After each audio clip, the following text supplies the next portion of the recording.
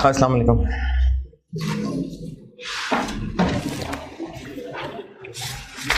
दुरूद शरीफ पढ़ना।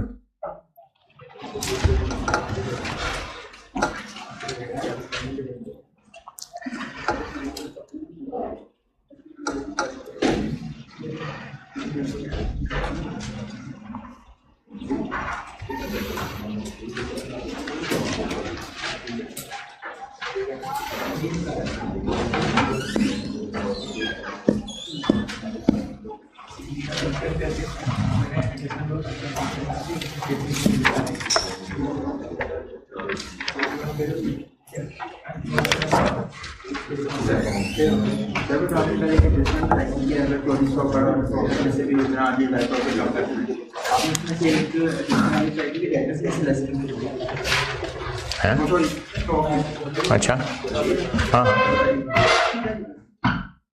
जो गुड्स बायर के स्टॉक में पड़ी हुई है वो इन्फ्लेटेड अमाउंट पे आ रही है ना। ग्रुप पॉइंट ऑफ व्यू से वो उतनी महंगी नहीं है। ग्रुप पॉइंट ऑफ व्यू से चीज़ें 1000 की हैं, एस के पॉइंट ऑफ व्यू से वो 1600 की हैं। तो एस ने उसको 1600 के लिखा हुआ है, जबकि ग्रुप के मुताबिक वो बस 1000 की हैं, तो वो 1600 पे आ रही है, उनको 1000 पे लाना है।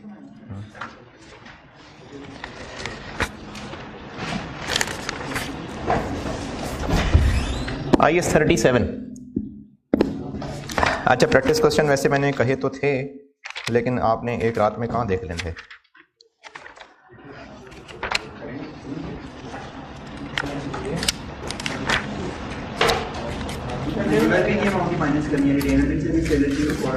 सेलर की रिटेन अर्निंग से यूआरपी माइनस और इन्वेंट्री स्टॉक से यूआरपी माइनस है। संडे को हेजिंग कराऊंगा और जो भी कर सकें, क्योंकि ये बैलेंस शीट में पूरी करा के तो बैलेंस शीट के जो कैफ के सवाल हैं वो हस्बे तौफीक, क्योंकि मैंने कैफ के पास पेपर के सवाल भी डाले हैं इसके अंदर, तो जो जितना इसमें से कर सके सारे करने, ना मैं उम्मीद कर रहा हूँ ना मैं रिक्वायर कर रहा हूँ, जो जितने कर सके, जितने में उसकी बैलेंस शीट की एडजस्टमेंट्स अच्छी तैयार हो जाएं बहुत हैं।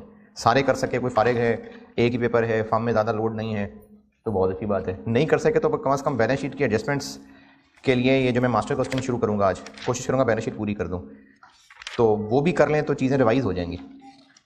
फिर अपने ऊपर ये जितना भी कैफ रिवाइज़ करना चाहें। नहीं, संडे को सिर्फ फाइनेंशियल इंस्ट्रूमेंट्स कराऊंगा, मंडे को फिर यहाँ से आगे कंटिन्यू करूँगा।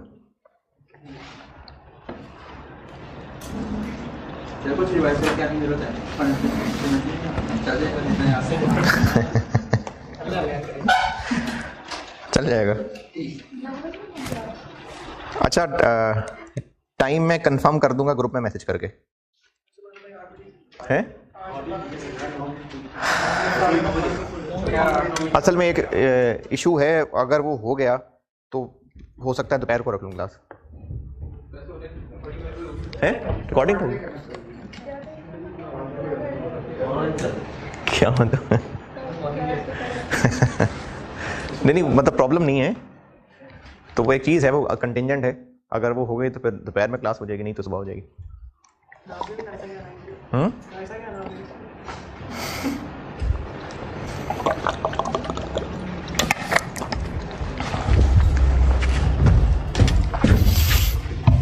वो संडे को ही बताऊंगा,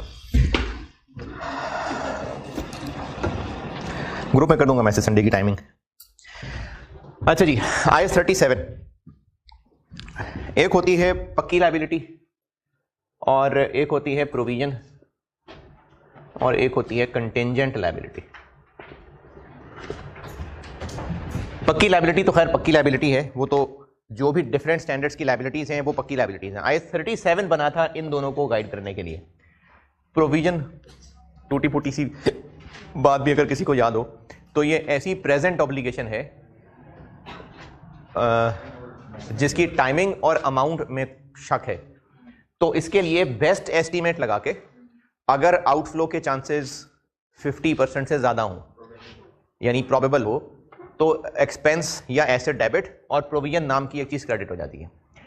अमाउंट और टाइमिंग कंफर्म नहीं होती, अनसर्टेन होती है, लेकिन चांसेस आउटफ्लो के 50% से ज़्यादा होते हैं और बेस्ट एस्टीमेट लग सकता होता है, अमाउंट का बेस्ट एस्टीमेट लग सकता होता है और खर्चा होगा इस बात के चांसेस 50% से ज़्यादा होते हैं, तो फिर प्रोविजन रिकॉर्ड हो जाती है। कुछ ना कुछ डेबिट और प्रोविजन फॉर कुछ ना कुछ क्रेडिट।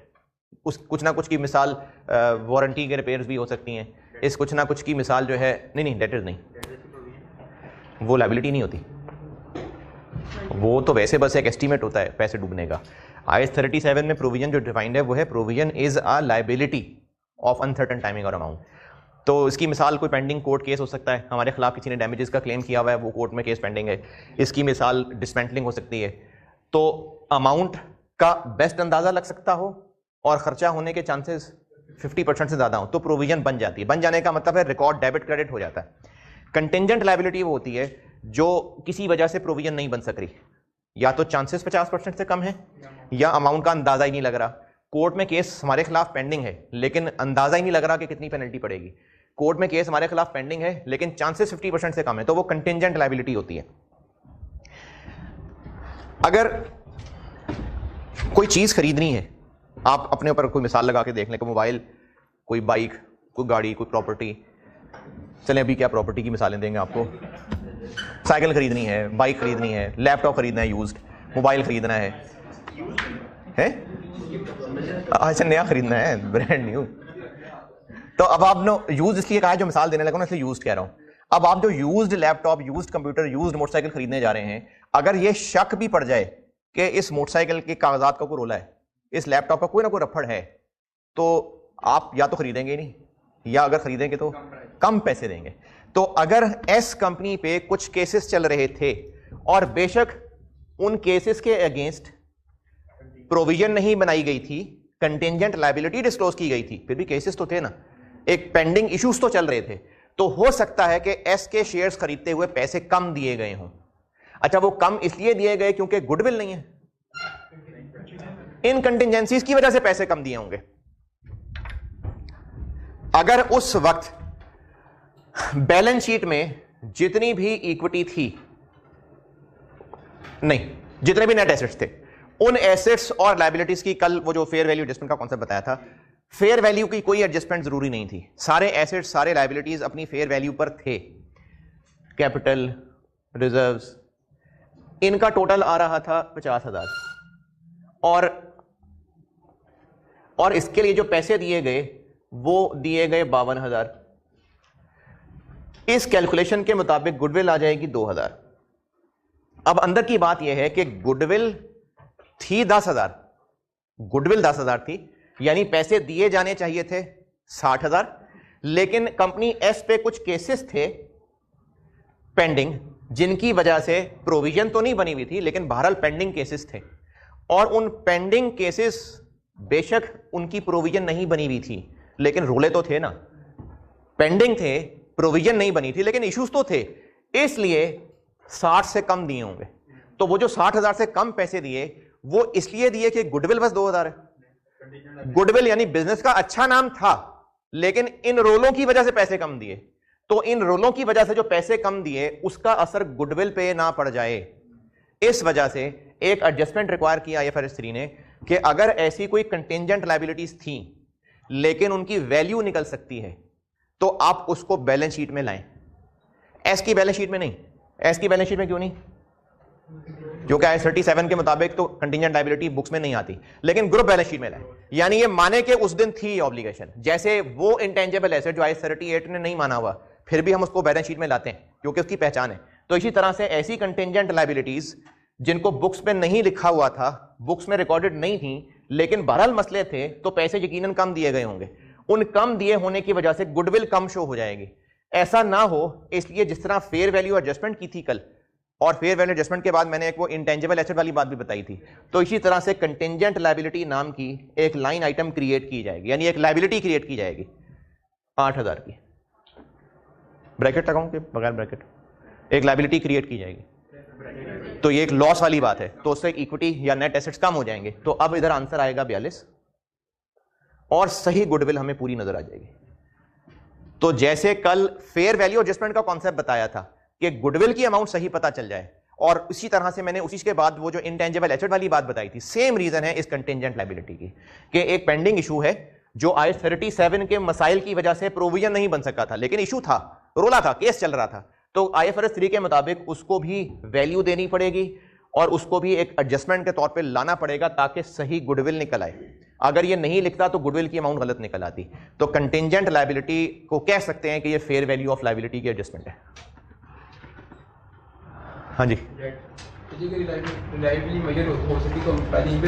नहीं, सिर्फ बात रिलायबल मेजरमेंट की नहीं होती ना, प्रोविजन के लिए जरूरत होती है प्रोबेबल होने की भी, हो सकता है प्रोबेबल ना हो।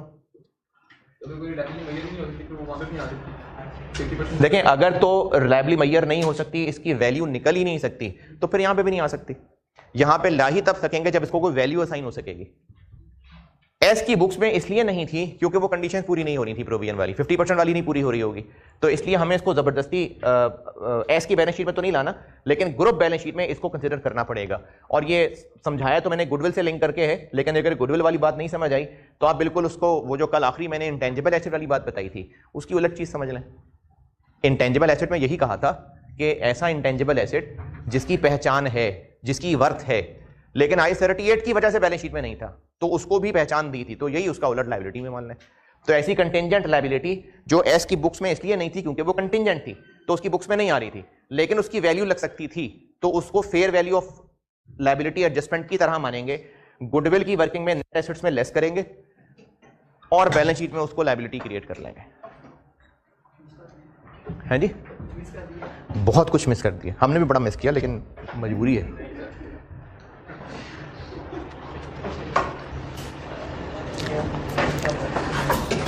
और ये CFA 1 में काफी टेस्ट होने वाली है एडजस्टमेंट, पूरे CFA 1 का दारोमदार है एडजस्टमेंट।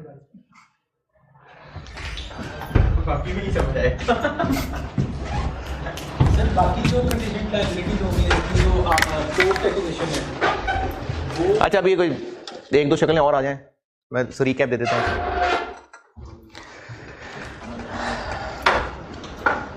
हैं करना, मैं टाइम वेस्ट कर रहा हूँ।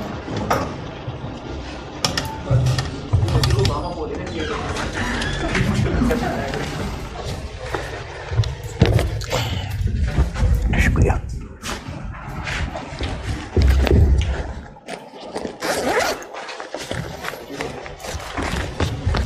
यार बात सुनिएगा,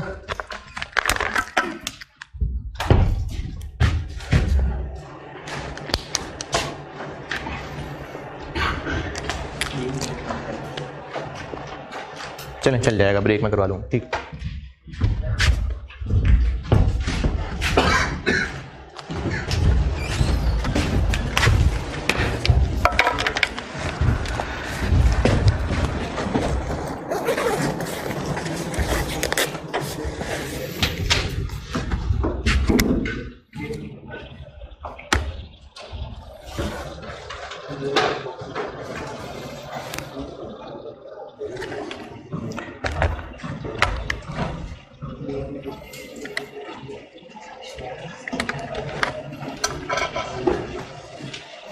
रिपेयर करा लिया यार, है? हाँ, ये कल तो बिल्कुल ही टूट गई थी, ये करा लिया रिपेयर। अच्छा है, शुभ शुभ बोले यार ऐसी।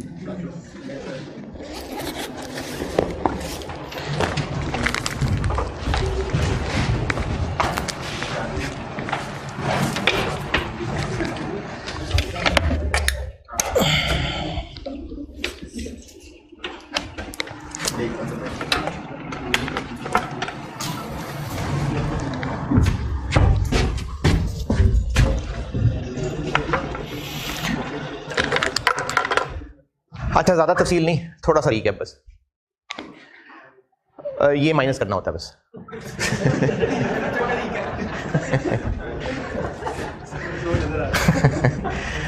कल वाली क्लास में लास्ट एडजस्टमेंट ये बताई थी कि ऐसा इंटेंजिबल एसेट जैसे इंटरनली जनरेटेड ब्रांड जो IAS 38 के मना करने की वजह से एस की बैलेंस शीट में नहीं था, लेकिन उसकी पहचान थी, उसकी वर्थ थी। अगर एस के पुराने लोगों ने अपने शेयर्स बेचने हुए तो यकीनन महंगे बेचेंगे, क्योंकि उनको पता है उनके पास एक बहुत ज़बरदस्त ब्रांड है। तो चूंकि उन पैसों के अंदर उस ब्रांड के पैसे भी रखे गए होंगे, तो सही गुडविल ही तब निकलेगी जब उस ब्रांड को भी एक एसेट की पहचान देंगे, तो सही गुडविल निकलेगी। बिल्कुल इसी का उलट प्रोविजन होती है एस की बैलेंस शीट में recorded. Provision is a liability of uncertain timing और अमाउंट। पक्की नहीं होती, कच्ची होती है, लेकिन अमाउंट का बेस्ट अंदाजा लग सकता होता है और आउटफ्लो के चांसेस 50% से ज्यादा होते हैं। अगर ऐसा ना हो तो प्रोविजन नहीं बन पाती, उसको कंटिंजेंट लायबिलिटी कह के बस डिस्क्लोज कर देते हैं। जैसे कोई कोर्ट में केस पेंडिंग है और उस कोर्ट के केस की या तो अमाउंट नहीं पता चल पा रही, लेकिन अमाउंट नहीं पता चल पा रही तो फिर तो हम यहां पर उसको पढ़ ही नहीं रहे। आउटफ्लो के चांसेस 50% से कम थे तो प्रोविजन नहीं बन सकी होगी, लेकिन केस तो बहरहाल पेंडिंग है ना। तो अगर केस पेंडिंग है तो शेयर्स खरीदते हुए यकीनन उसके पैसे कम दिए गए होंगे क्योंकि इश्यूज हैं उस कंपनी के अंदर। अब वो जो कम पैसे दिए गए होंगे वो इसलिए कम नहीं दिए गए क्योंकि बिजनेस का नाम अच्छा नहीं है, वो इसलिए कम पैसे दिए गए हैं क्योंकि केस पेंडिंग है, कल को इसमें पेनल्टी पड़ सकती है। तो वो एस की चूंकि बैलेंस शीट में रिकॉर्डेड नहीं है तो एस के उस वक्त जो नेट एसेट्स थे उनमें वो फिगर रिफ्लेक्टेड नहीं होगी। जैसे इनटेंजिबल एसेट बुक्स में नहीं था तो उसकी वर्थ के भी पैसे लिए होंगे ना, तो जब कंटिंजेंट लायबिलिटी बुक्स में नहीं थी यकीनन उसके पैसे काटे होंगे। तो सही गुडविल तब निकलेगी जब उस कंटिंजेंट लायबिलिटी को लायबिलिटी की फेयर वैल्यू एडजस्टमेंट की तरह लेंगे कि वो है लायबिलिटी, उसको एक वैल्यू असाइन करेंगे, यहां से लेस करेंगे like fair value adjustment of liability, फिर सही गुडविल निकलेगा। करंट लायबिलिटीज में भी शो करेंगे, बिल्कुल इसको fair value adjustment of liability की तरह ले रहे होंगे कि ऐसी लायबिलिटी जो मौजूद है लेकिन बुक्स में नहीं थी तो उसको जीरो बुक वैल्यू से फेयर वैल्यू तक लाना है, तो उसको यहां से लेस करेंगे और उसको बैलेंस शीट में लायबिलिटी क्रिएट करेंगे।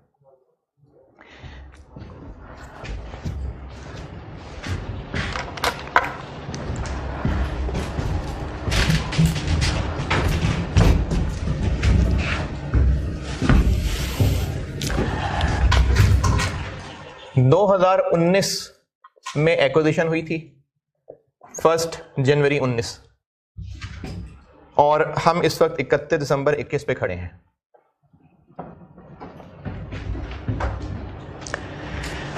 फर्स्ट जनवरी 19 पे एक केस पेंडिंग था एस के ऊपर और उस पेंडिंग केस में एस के खिलाफ डैमेजेस का केस था और लॉयर का बेस्ट एस्टीमेट था कि अगर केस का फैसला हुआ तो आपको 8,000 रुपए की पेनल्टी देनी पड़ जाएगी। उस वक्त लॉयर का बेस्ट एस्टीमेट था, लेकिन चूंकि चांसेस 50% से कम थे इसलिए एस की बुक्स में वो प्रोविजन नहीं आ रही होगी, कंटिंजेंट लायबिलिटी कह के डिस्क्लोज किया गया होगा। तो हम क्या करें, हम गुडविल की वर्किंग में नेट एसेट्स में से 8,000 लेस कर लें और लायबिलिटीज में 8,000 ऐड कर लें। ये है सिंपलेस्ट केस कि वो पेंडिंग है, उसकी वर्थ इतनी है जो सवाल में बेस्ट एस्टीमेट दिया होगा, गुडविल की वर्किंग में नेट एसेट्स में लेस कर दें और बैलेंस शीट में लायबिलिटी क्रिएट कर लें। लेकिन इसमें मसले आ सकते हैं कुछ, और आईएएस में ये केसेस नहीं लिखे हुए जो मैंने बनाए हुए, लेकिन आईएएस ने एक बात लिखी हुई है, उस बात को मैंने ट्रांसलेट किया 3 केसेस में, 4 भी कर सकते हैं लेकिन मैंने 3 में समेट लिया। आईएएस में एक बात लिखी हुई है, मैं आपको उस बात की लॉजिक बता देता हूं और फिर उस बात को जो मैंने 3 केसेस में ट्रांसलेट किया है वो मिसालों से समझाता हूं।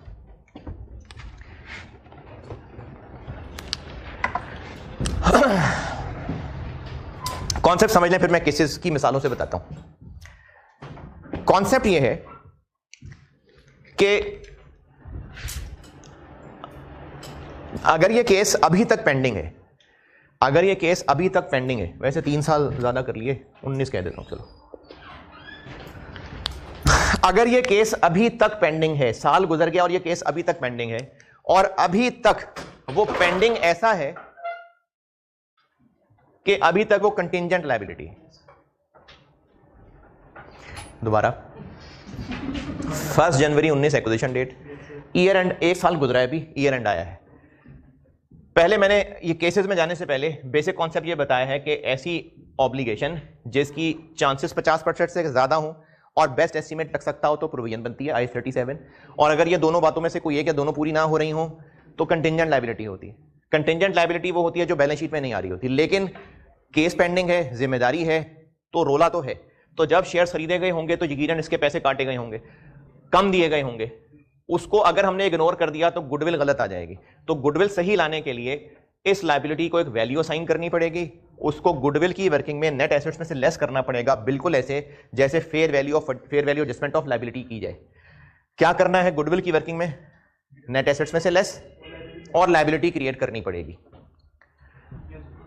अगर तो ईयर एंड तक अभी भी वो केस पेंडिंग है और अभी भी वो कंटिंजेंट लायबिलिटी ही है, तो एस ने इस मामले में अपनी बुक्स में क्या किया होगा?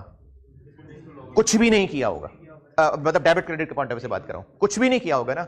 अगर तो एस ने अभी तक कुछ नहीं किया हुआ तो बस हम जो ग्रुप पॉइंट ऑफ व्यू से वो कर रहे हैं वो काफी है। क्या कर रहे हैं?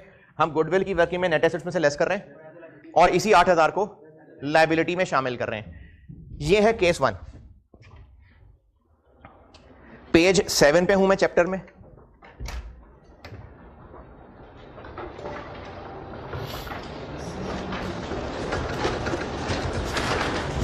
चैप्टर में page 7, adjustment number 7, contingent liability पढ़ा रहा हूं मैं। और ये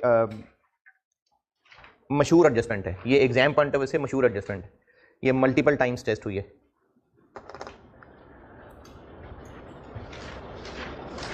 पेज 7, एडजस्टमेंट 7 पहुंचे।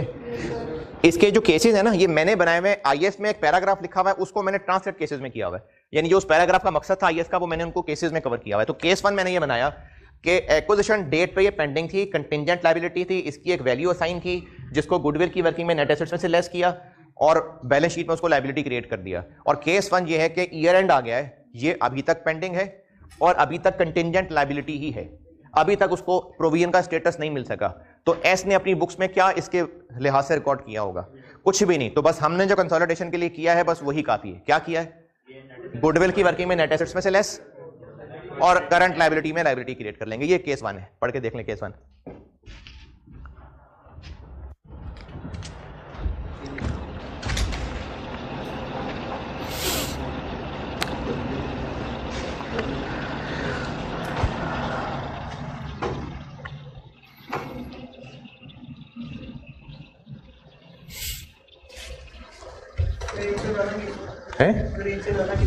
एक से ज्यादा केस हो तो ये 8000 रुपए में एक केस है कि 4 केस हैं, क्या फर्क पड़ता है?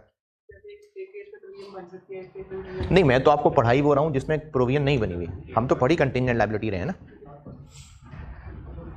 Case 1 done. 1 जनवरी 19 यानी एक्विजिशन डेट तक तो ये पेंडिंग केस कंटिंजेंट लायबिलिटी ही था, लेकिन अब ईयर एंड आने पे वो जो चांसेस थे 50% से कम, अब वो 50% से ऊपर निकल गए हैं और अब एस उसको अपनी बुक्स में ला चुका होगा। एस उसको एक्सपेंस और साथ प्रोविजन बना चुका होगा। तो अब ये देखना पड़ेगा कि उसकी अमाउंट 8000 है या उससे डिफरेंट है। अगर एस ईयर एंड आने पे इसको अपनी बुक्स में प्रोविजन बना चुका है, क्यों बना चुका है? क्योंकि अब वो कंडीशंस पूरी हो रही होंगी।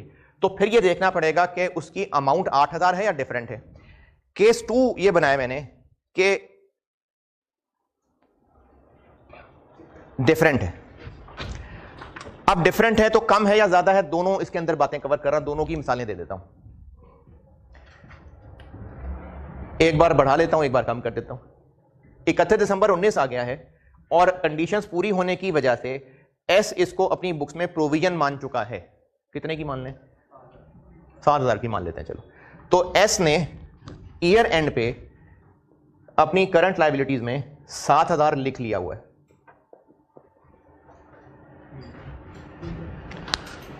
P प्लस एस, तो एस ने 7000 लिख लिया हुआ है और यकीनन अपना एक्सपेंस बना लिया होगा।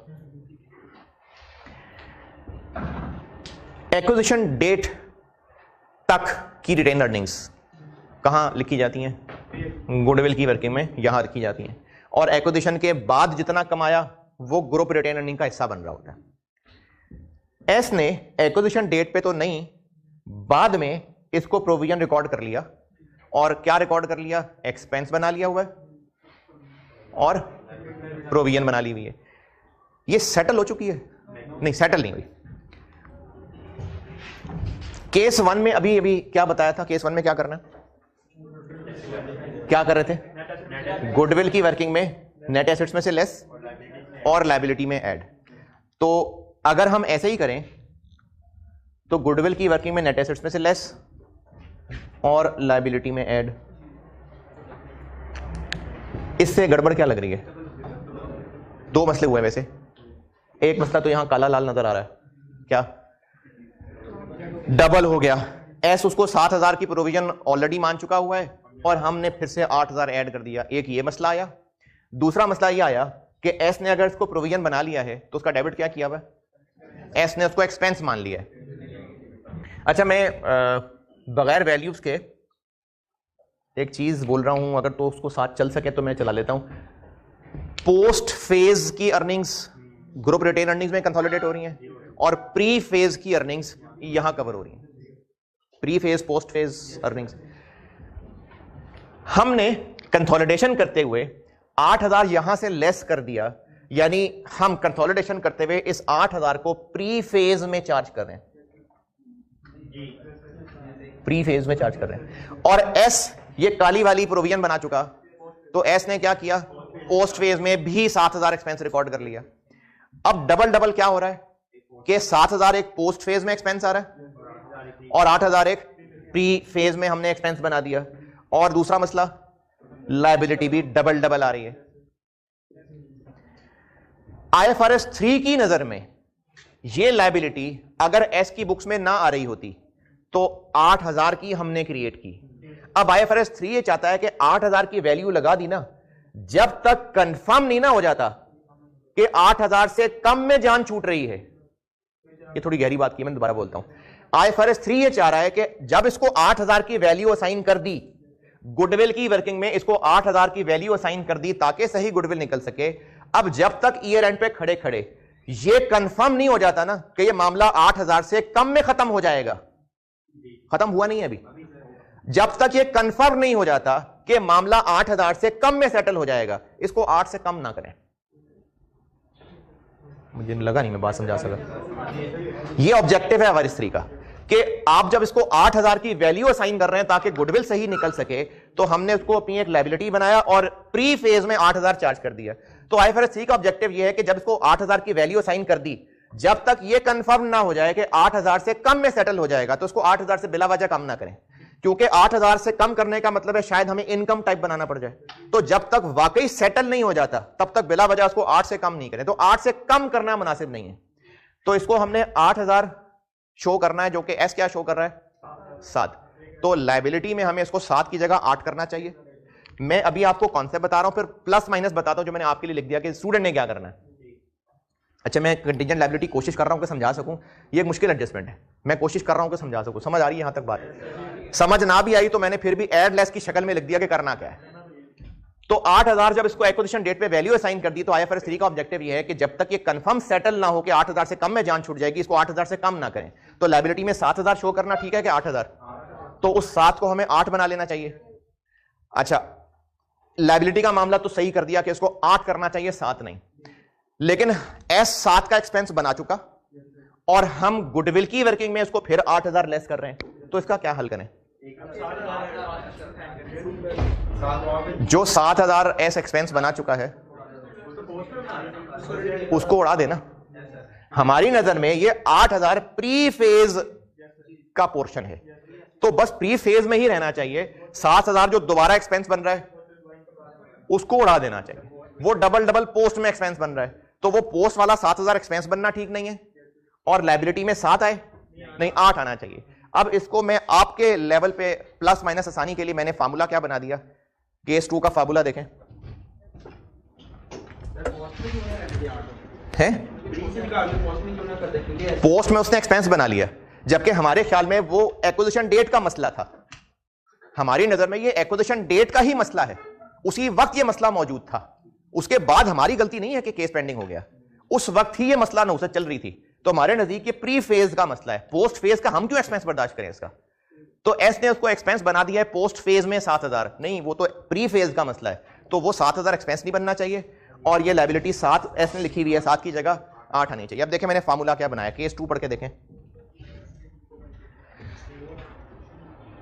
पॉइंट नंबर 1 कि जो एक्विजिशन डेट की फेयर वैल्यू थी यानी 8000, गुडविल की वर्किंग में नेट एसेट्स में से लेस कर लें, ठीक है, और लायबिलिटीज में ऐड कर लें, ये लाल वाला ऐड कर लिया। उसके बाद क्या करें, अब इस 8 और 7 यानी जो एस बाद में खुद रिकॉर्ड कर चुका में से जो लोअर है, जो कि इस मिसाल में 7 है, क्या करें, उसको लायबिलिटीज से उड़ा दें और ये जो हम ग्रुप रिटेन अर्निंग की वर्किंग कर रहे होते हैं एक पी का कॉलम होता है, एक एस का कॉलम होता है, उसमें एस में ऐड बैक कर दें। अब इससे कॉन्सेप्चुअली बात ठीक कैसे हो गई? लायबिलिटी में 8 आ गया और जो एस ने एक्सपेंस पोस्ट फेज में रिकॉर्ड हुआ है वो भी रिवर्स होगा। डिफरेंस कहां? देखिए अगर तो आपको कॉन्सेप्चुअली बात समझ आ रही है तो आप ये ना करें, आप डिफरेंस 1000 का लिख लें। मैंने तो ये कहा कि कॉन्सेप्ट समझाया तो है लेकिन पेपर में बैठ कर ही याद रहती हैं चीजें, तो इसलिए फिर वहां पर मैंने ऐड लेस आपके लिए लिख दिया कि क्या ऐड और क्या लेस करना। कॉन्सेप्ट समझा रहा हूं लेकिन पेपर पे रहना नहीं है कॉन्सेप्ट याद, तो इसलिए पेपर के हिसाब से मैंने आपको ये फार्मूला बना के दे दिया। अब एंड रिजल्ट वो कॉन्सेप्ट यहां एक्सटेंड कर गया कि जब तक ये कंफर्म नहीं है कि मामला कम में सेटल हो जाएगा, तो IFRS 3 चाहता है कि इस 8000 को कम ना करे, तो वो 8000 शो हो गया 7 खत्म करके, और जो प्री फेज में हम 8 चार्ज कर रहे हैं वो ठीक है, जो एस ने एक्सपेंस बना दिया वो रिवर्स कर दिया। हाँ जी, अब मुझे पता नहीं कि आप इसके लिए लिखें तो क्या लिखेंगे, आपका कुछ दिल है कुछ लिखने का तो लिख लें, नहीं तो बस ठीक है, फार्मूला है बस वो चला लेना।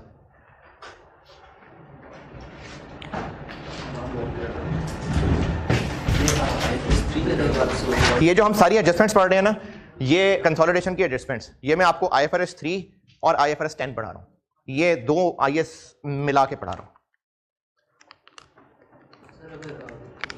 जिनको ओरिजिनल स्टैंडर्ड पढ़ने का शौक है नहीं फिर भी कुछ लोग हैं यार, देखो जब तक कैमरे के पार आवाम है तो मैं अज्यूम कर रहा हूं कि होंगे कुछ शौकीन लोग, तो अगर तो शौक है तो मैं जब कंसोलिडेशन कंप्लीट कर लूं उसके बाद IFRS 3 और IFRS 10 पढ़िएगा, और IAS 28 और IFRS 11 बस जी। नहीं कम ना करो, हाँ ठीक है। IFRS 3 है ही कंसोलिडेटेड फाइनेंशियल स्टेटमेंट के लिए, एस ने तो IAS 37 की बात माननी है ना, है? नहीं वो जिसकी अटेम्प्ट है अगले साल तो वो हो सकता है पढ़ ही ले। 7000 और 8000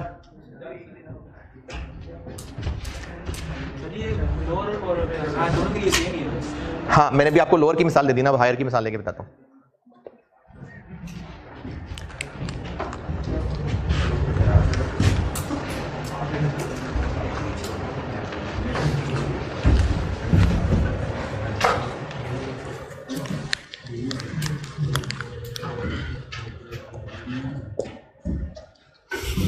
$7000 की बात मैंने ये की थी कि एक्विजिशन के बाद एस ने 7000 की प्रोविजन बना ली हुई है, तो एस ने एक 7000 का एक्सपेंस बना लिया होगा जो एस की रिटेन अर्निंग में उसका इंपैक्ट आ रहा होगा, और उसने प्रोविजन बना ली होगी, तो हमने वो यहां 7 ऐड करने से उसको कैंसिल किया। क्यों कैंसिल किया? क्योंकि हमारे नजदीक ये पोस्ट फेज का एक्सपेंस नहीं है, तो उसको रिवर्स किया और ये जो एस बना चुका था ये खत्म हो गया।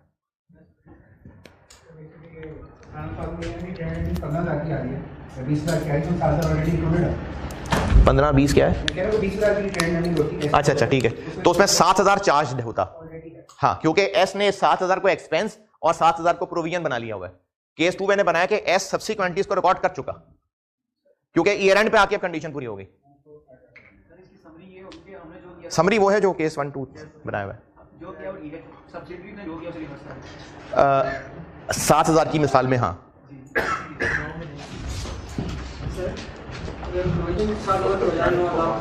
मैं करने लगा, बात करने लगा।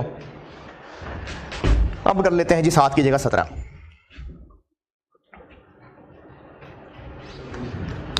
एक्विजिशन डेट पे इस पेंडिंग मसले की वैल्यू 8000 थी, और ये सारी बात इस वक्त ये चल रही है कि एक्विजिशन डेट पे ये कंटिंजेंट लायबिलिटी थी, तभी ये सारी एडजस्टमेंट है। एक्विजिशन डेट पे उसकी वैल्यू 8000 ही थी, तो गुडविल की वर्किंग में 8000 लेस, क्योंकि हमारी नजर में अगर वो एक्विजिशन डेट का इशू है तो वो प्री फेज में एक एक्सपेंस चार्ज होना चाहिए, तो 8000 गुडविल की वर्किंग में से लेस। अगर ईयर एंड पे मामलात और खराब हो गए और अब लॉयर को लगता है कि बेस्ट एस्टिमेट 17000 है और कंडीशंस पूरी होने की वजह से एस ने इस 17000 को एक्सपेंस और प्रोविजन बना लिया, तो IFRS 3 ने कहा था कि जब तक मामला ये कंफर्म ना हो जाए कि 8000 से कम में सेटल होगा तब तक इस 8 को कम नहीं करना। लेकिन वकील को लग रहा है 17, तो 17 ठीक है, फिर कम करके 8 नहीं कर लेना।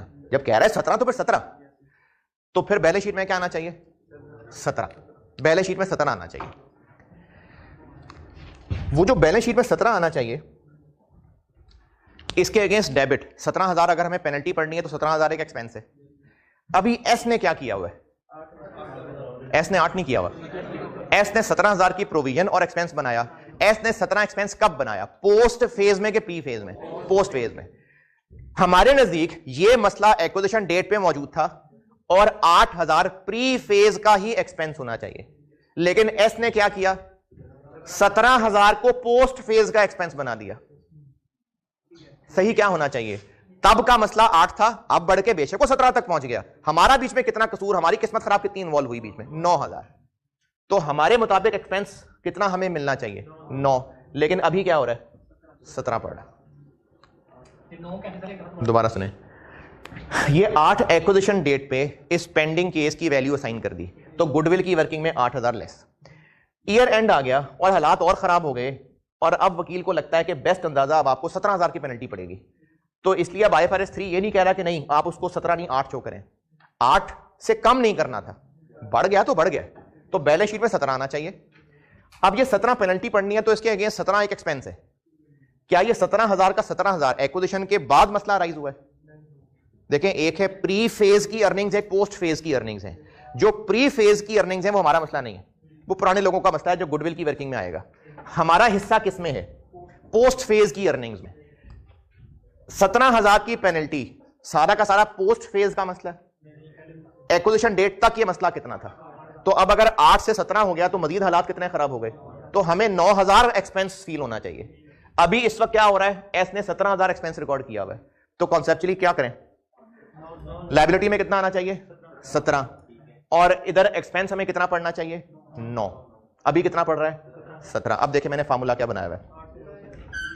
फार्मूला बनाया मैंने, गुडविल की वर्किंग में 8 लेस कर दें, केस 2, और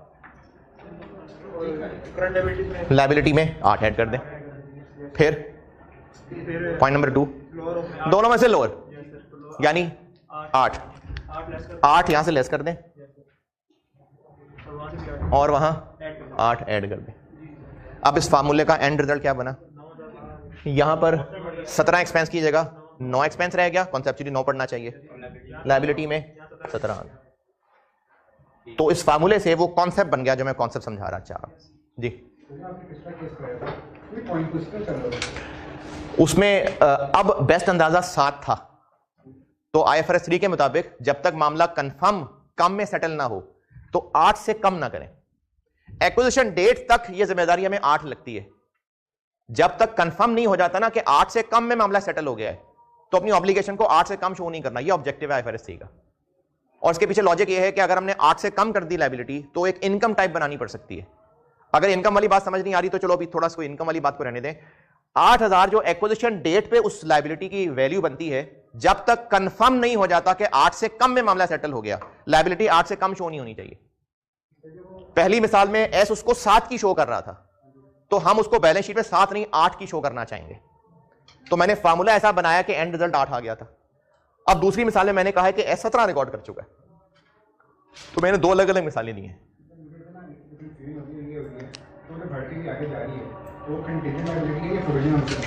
एक्विजिशन डेट पे कंटिंजेंट लायबिलिटी थी, लेकिन अब ईयर एंड आते आते कंडीशंस पूरी होने की वजह से वो उसको प्रोविजन बना चुका हुआ है बुक्स के अंदर। ये केस 2 की हेडिंग देखें ना मैंने क्या बनाई हुई है कि सब्सिक्वेंटली एस उसको प्रोविजन बना चुका, रिकॉग्नाइज कर चुका। एक्विजिशन डेट पे कंटिंजेंट थी। ये जो एडजस्टमेंट 7 पढ़ा रहा हूं आपको, इसकी बुनियादी चीज ये है कि एक्विजिशन डेट पे वो कंटिंजेंट लायबिलिटी थी।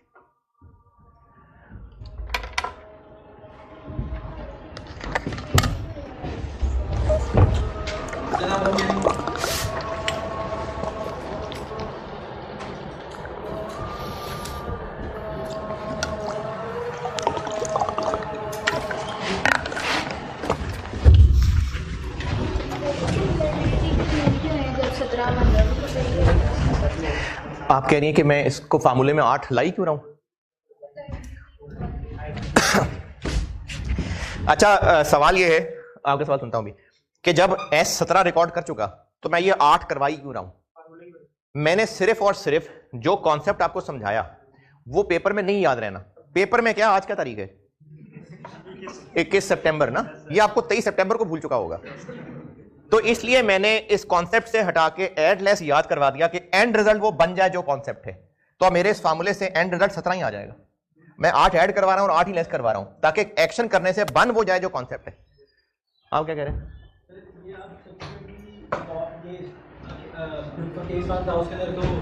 एस ने आज तक कुछ रिकॉर्ड नहीं किया हुआ जी। अभी सेकंड केस के अंदर प्रोविजन आएगी, कंटिजेंट लायबिलिटी का वो नहीं आएगा लाइन। हाँ, मतलब प्रोविजन ही 17,000 या 8,000 की आ रही होगी जी। जी जी बोले। तो ये अगर 17,000 हमारे पास होता है तो उसमें 8,000 गुडविल की वर्किंग से लेस करेंगे और उसको जो है फ्रंट लायबिलिटी इंक्लूड करेंगे ऐसे ही। और क्योंकि अब 17,000 8,000 में से जो लोअर है उसको हम उसी के अंडर से डिक्रीज कर दें। नहीं बात जी, ये फार्मूला यही बनाया हुआ मैंने। कॉन्सेप्ट में ये कह रहा था कि बैलेंस शीट में 8 से कम नहीं होना चाहिए। अगर एस ऑलरेडी 8 से ज्यादा रिकॉर्ड कर चुका है तो बस ठीक है जो एस रिकॉर्ड कर चुका है। अगर एस ने 8 से कम रिकॉर्ड किया होता तो हम उसको पूरा 8 बनाते।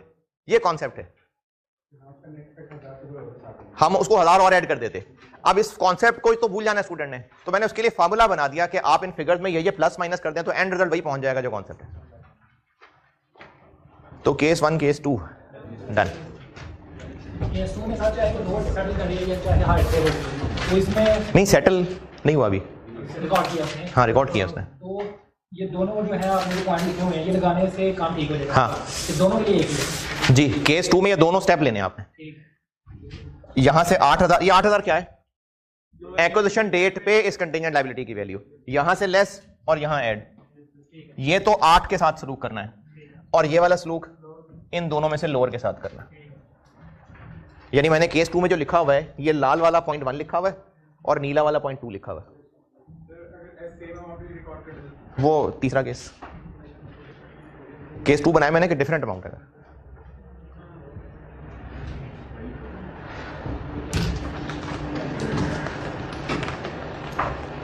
Case 1 case 2 done. Case 3 case 4 और 3 मैं अलग अलग बनाने की बजाय मैंने क्योंकि ट्रीटमेंट सेम करवानी थी मैंने, तो मैंने केस 3 स्लैश करके 2 बातें इकट्ठे लिख दी। एक बात मैंने लिखी, मतलब मैंने केस 4 नहीं बनाया, केस 3 में ही स्लैश करके 2 बातें कर दी क्योंकि मैंने ट्रीटमेंट एक लेना था। अगर सब्सिक्वेंटली एस ने इसको प्रोविजन रिकॉर्ड कर लिया है और 8,000 पे ही कर लिया है तो IFRS 3 चाह रहा है कि करंट लायबिलिटी में 8 आता, तो एस कितना ला चुका? 8। तो बस ठीक है, लायबिलिटी जो होनी चाहिए थी वो हो गई है। कॉन्सेप्चुअली लायबिलिटी में हमें कुछ एड लेस नहीं करना चाहिए क्योंकि जो ग्रुप में आना चाहिए वो एस ऑलरेडी ला रहा है। लेकिन रिटेन अर्निंग में इशू क्या आ रहा है कि कॉन्सेप्चुअली ये 8,000 प्री फेज का एक्सपेंस है, लेकिन एस ने इसको जब 19 में रिकॉर्ड किया तो वो यहां पर उसको 19 में 8,000 एक्सपेंस कह चुका, तो वो जो पोस्ट फेज में एक्सपेंस आ गया हुआ है वो रहने देते हैं। तो कॉन्सेप्चुअली क्या करें, लायबिलिटी को रहने दें और वो जो 8,000 है जो एस एक्सपेंस बना चुका वो रिवर्स कर दें। अब मैंने फार्मूला क्या बना दिया आपके लिए केस 3, गुडविल की वर्किंग में से 8,000 लेस और कुछ भी नहीं और यही 8,000 यहां पर ऐड।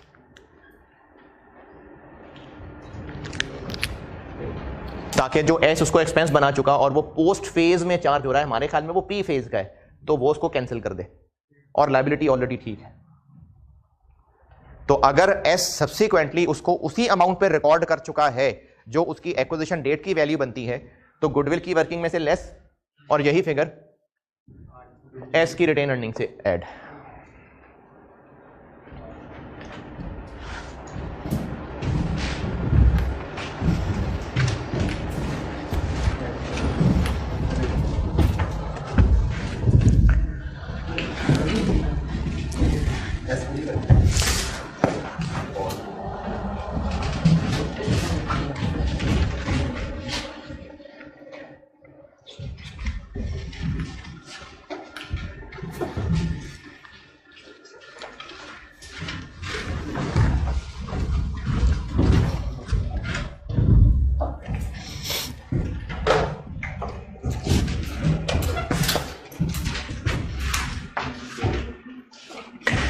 और अगर ईयर एंड पे ये मामला है ही नहीं मौजूद, सेटल हो चुका हुआ,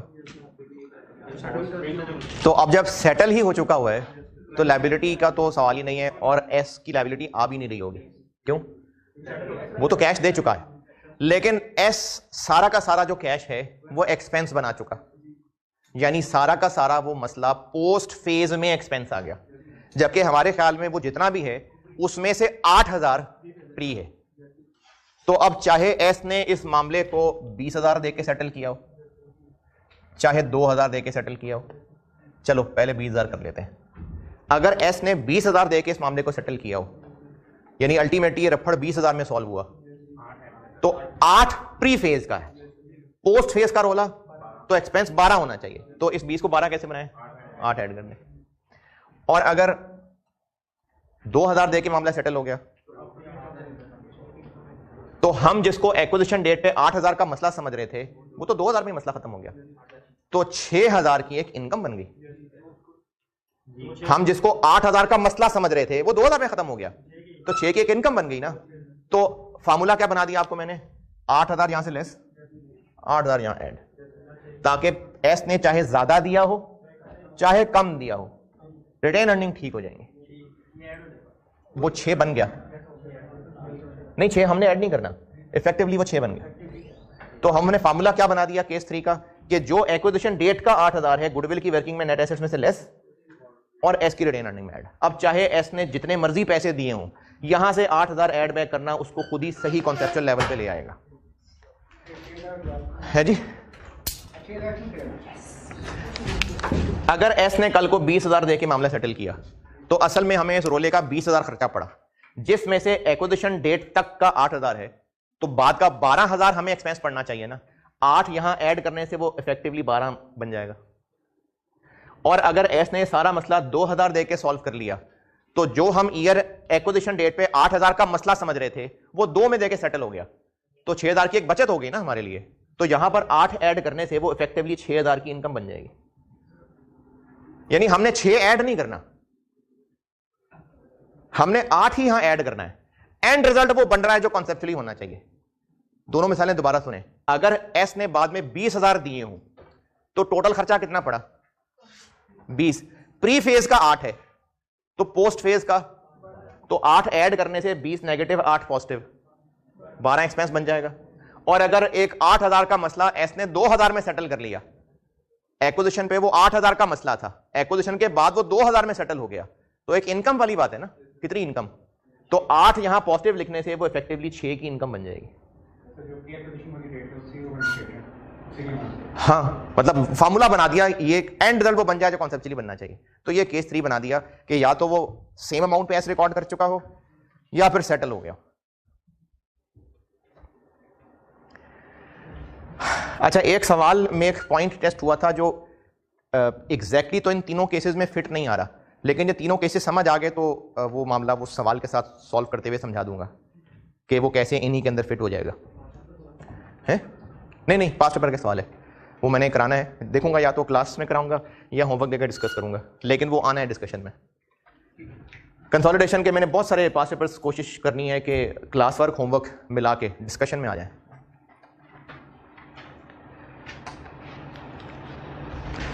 ये है एडजस्टमेंट नंबर 7।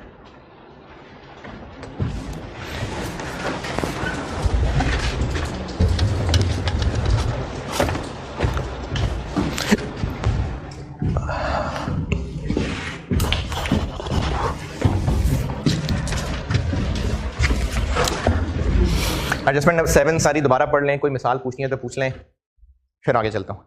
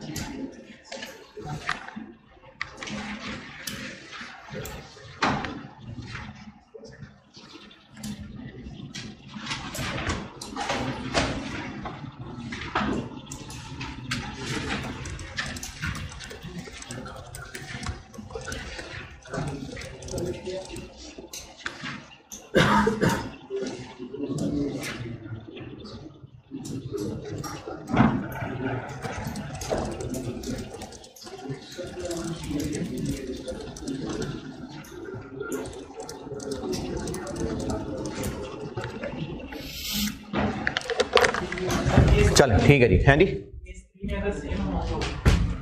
यानी अब एस उसको प्रोविजन बना चुका है 8,000 पे। हाँ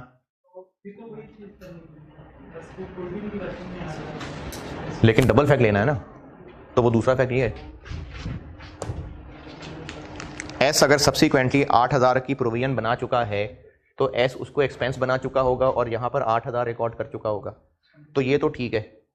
लेकिन एस उसको यहां रिकॉर्ड कर चुका जबकि ये प्री फेज का एक्सपेंस है, तो इसको रिवर्स कर देना चाहिए, तो वो 8,000 यहां ऐड होने से रिवर्स हो जाएगा। है नहीं, आपने छोड़ना है कॉन्सेप्ट को तो छोड़ दें, मैं तो समझा ही रहा हूं, बाकी एंड रिजल्ट वो रिजल्ट आ जाएगा इस फार्मूले से जो कॉन्सेप्ट है। चलो जी, एडजस्टमेंट 7 डन। अच्छा कॉन्सेप्ट तो खैर 23 तारीख भी मैंने ज्यादा ही बता दी है वो तो मैं अगली एडजस्टमेंट तक पहुंचूंगा तो कॉन्सेप्ट आपको भूल गया होगा, लेकिन मैंने जो कहा है पढ़ने को वो कम से कम वैल्यूज के साथ क्या सलूक करना है वो तो पता चल जाए ना। जो अंग्रेजी मैंने ऐड लेस लिखी हुई है उसमें किसको ऐड करना है किसको लेस करना है वो तो समझ आए ना।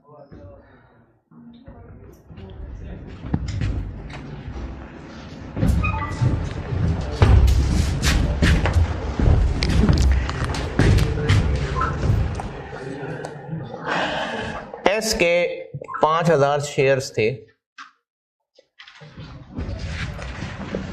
इसमें से पी ने खरीद लिए 80%, यानी 4,000।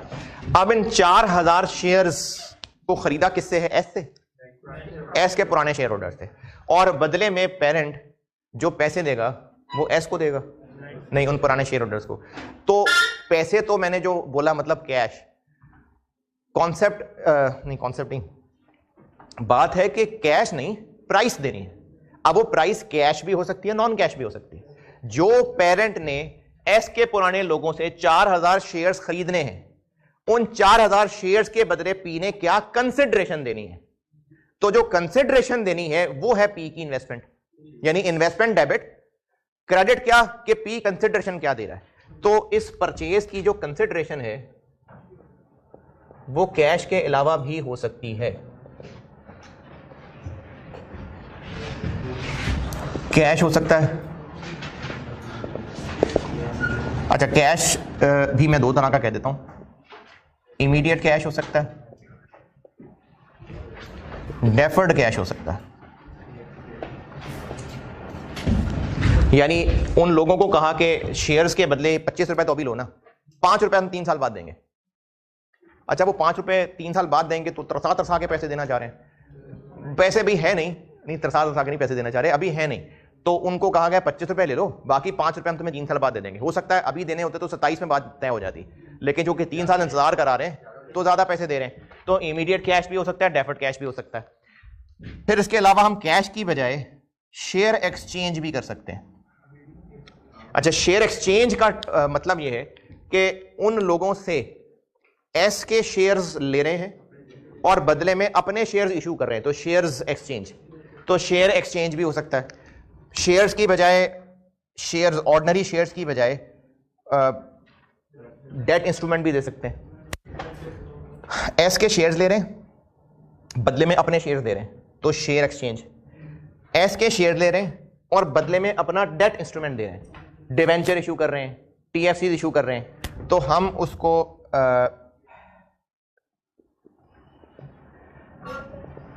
डेट इशुएंस भी कह सकते हैं। यानी शेयर्स लिए और बदले में अपने डिवेंचर इशू कर दिए। फिर इसके अलावा हो सकता है कि नॉन कैश टोटली, कोई जमीन, कोई बिल्डिंग, कोई प्लांट, कोई शेयर्स किसी के पड़े हुए थे वो दे दिए उठा के, कोई स्टॉक उठा के दे दिया, कोई और एसेट दिया जा सकता है, सिविक दी जा सकती है।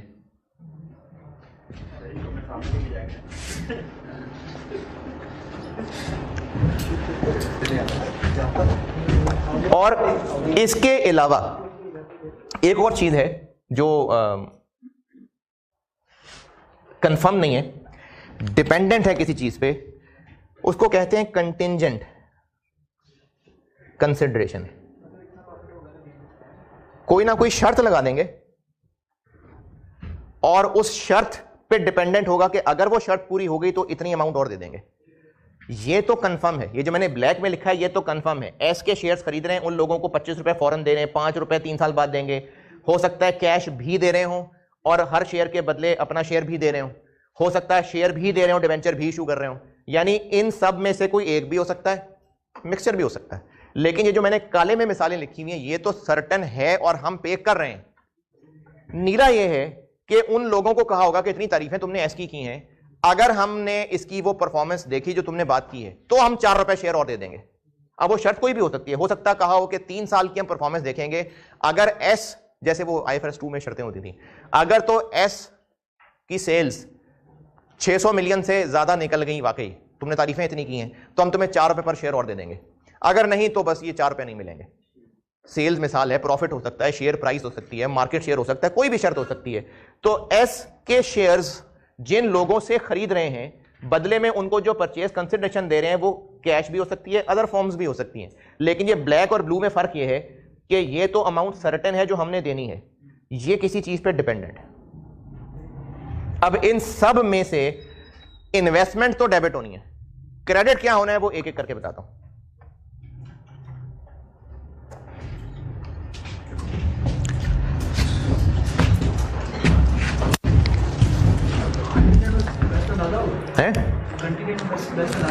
कंटिजेंट बताता हूं आगे। अच्छा, ये अभी तक सारा कैफ चल रहा है।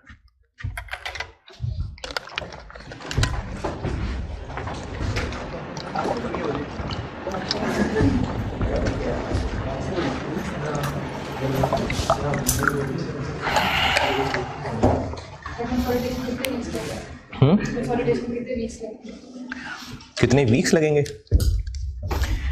कितने मंथ्स लगेंगे? कंसोलिडेशन में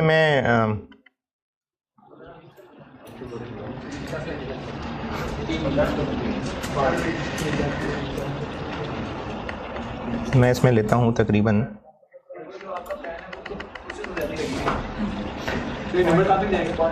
मैं देख रहा हूँ ना, है टोटल ये कोई 105 तक उम्मीद है, और लास्ट टाइम 106 किए थे। तो कंसोलिडेशन में लगेंगे तकरीबन 28-29 लेक्चर्स, मतलब 14-15 डेज।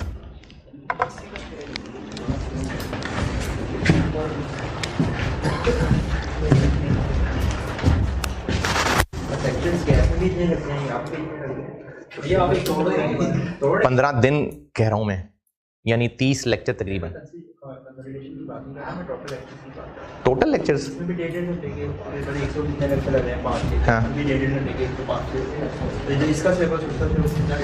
तो ये तभी तो चीज़ें जल्दी जल्दी कैफ CFAB में कवर होती हैं, कैफ में इतनी जल्दी जल्दी थोड़ी कवर होती हैं। हाँ, कैफ में तो एक दिन में एक एडजस्टमेंट होती है, CFAB में तो चीज़ें बहुत ज़्यादा हैं। जितना आपको यहाँ CFAB में IFRS 2 या फाइनेंशियल इंस्ट्रूमेंट्स पढ़ाया है तो कैफ का तो पूरा सेशन गुजर जाएगा इसके ऊपर। जितना आप लोगों ने 3 हफ्ते में फाइनेंशियल इंस्ट्रूमेंट्स पढ़ लिया है तो पूरा कैफ इतने में हो जाएगा। तो वॉल्यूम ज़्यादा। इनमें से सब में से एक एक करके बताता हूँ। अच्छा, मैं पहले डिस्कस ये कर रहा हूं कि पेरेंट को इन सब सिनेरियोज में क्या सही अकाउंटिंग करनी चाहिए। फिर सवाल पे है कि सवाल में क्या हुआ होता और क्या नहीं हुआ होता। और वो जो मैंने वहां लिखा हुआ वो भी मैंने सवाल के एतबार से लिखा हुआ है। जो मैं बोर्ड पे बताने लगा हूं वो बताने लगा हूं कि पेरेंट बुक्स में क्या करना चाहिए। तो बुक में से थोड़ा डिफरेंट लिखा हुआ है। डिफरेंट से मेरी मुराद है, बुक में मैंने ये लिखा हुआ है कि सवाल में आप क्या करें। मैं आपको पहले ये समझा रहा हूं कि ट्रांजैक्शन को होना क्या चाहिए, तो इसलिए इसको नोट करना हो तो आपकी मर्जी है, नोट कर लेना। नंबरिंग कर देता हूं, बल्कि ये नंबरिंग वो बुक वाली नंबरिंग नहीं है, तो मैंने बोर्ड पे जो लिखा है वो बता रहा हूं।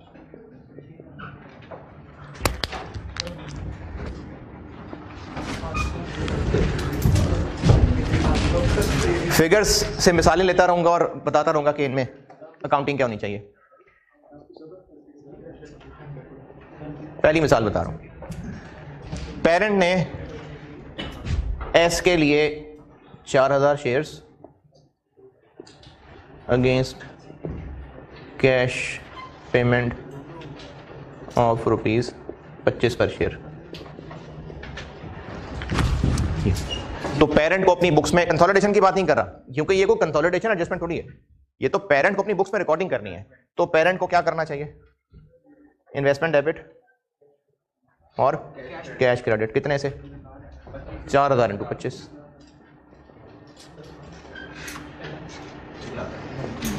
1 लाख या 10 लाख? 1 लाख। इसमें कोई एतराज? ये तो ना भी मैं लिखता तो खैर।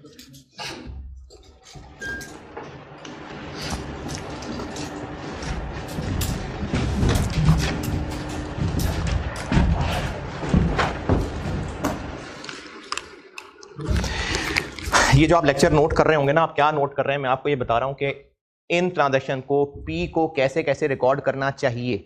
सवाल में क्या करना है, कंसोलिडेशन की एडजस्टमेंट क्या है, वो नहीं बता रहा, वो मैंने किताब में लिखी हुई है कि सवालों में कैसे करना है। मैं आपको सिर्फ ये बता रहा हूं कि इन ट्रांजैक्शंस को इन सिनेरियोज में पेरेंट को क्या क्या सही सही अकाउंटिंग करनी चाहिए, ये बता रहा हूं। तो इमीडिएट कैश बस इन्वेस्टमेंट डेबिट, कैश क्रेडिट।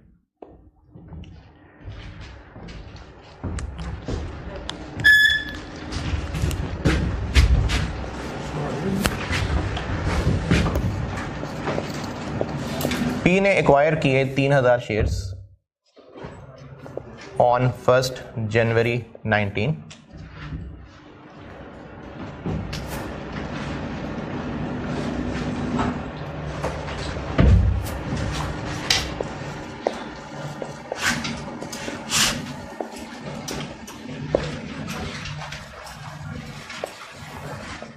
दिसंबर 21।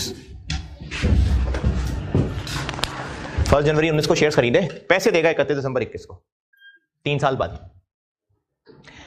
चूंकि पैसे देने हैं 3 साल बाद, तो इन्वेस्टमेंट आज डेबिट होनी चाहिए या 3 साल बाद? क्यों? क्योंकि शेयर्स तो आज खरीद लिए, तो इन्वेस्टमेंट तो आज 1 जनवरी को डेबिट होगी, लेकिन पैसे नहीं दिए तो कैश तो भी क्रेडिट नहीं कर सकते, तो लायबिलिटी। 1 जनवरी 19 को इन्वेस्टमेंट डेबिट, और डेफर्ड कंसिडरेशन का नाम भी हो सकता है, लायबिलिटी भी कह सकते हैं, डेफर्ड कंसिडरेशन कह देता हूं। इस नाम से एक लायबिलिटी रिकॉर्ड करेगा पेरेंट, ये अपनी एक लायबिलिटी बनाएगा, लेकिन वो लायबिलिटी 30 रुपए से नहीं बनाएगा क्योंकि 3 साल बाद की बात है।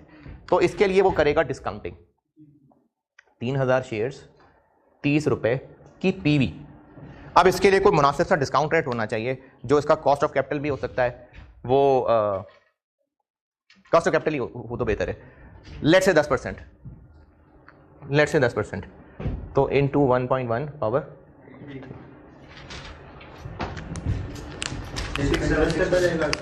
कितना बना? 6,7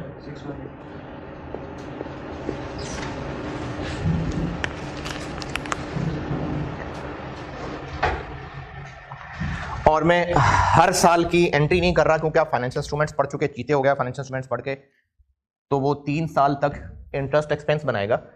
तो मैं आपको उन 3 साल की इकट्ठी बात ही बता रहा हूं कि 31 दिसंबर 19 से लेके 21 तक इंटरेस्ट एक्सपेंस डेबिट करता जाएगा और डेफर्ड कंसिडरेशन यानी ये लायबिलिटी ये क्रेडिट करता जाएगा। 10%। इन्वेस्टमेंट उतने पे रहेगी, क्योंकि उसके बाद जो टाइम वैल्यू ऑफ मनी है वो इंटरेस्ट एक्सपेंस है। इन्वेस्टमेंट वही 67,000 पे रहेगी। उसके बाद जो 3 साल गुजरेंगे वो लायबिलिटी बढ़ेगी। अगर थोड़ा बहुत याद हो तो डिसमेंटलिंग की प्रोविजन बनती है, जैसे प्लांट डेबिट होता है उसकी उस दिन की पीवी पे, वो एक ही दफा होता है। उसके बाद डिसमेंटलिंग की प्रोविजन बस बढ़ रही होती है और इंटरेस्ट एक्सपेंस बन रहा होता है। और फाइनली 31 दिसंबर 21 को deferred consideration debit, cash credit 3,000 into 30, 90,000।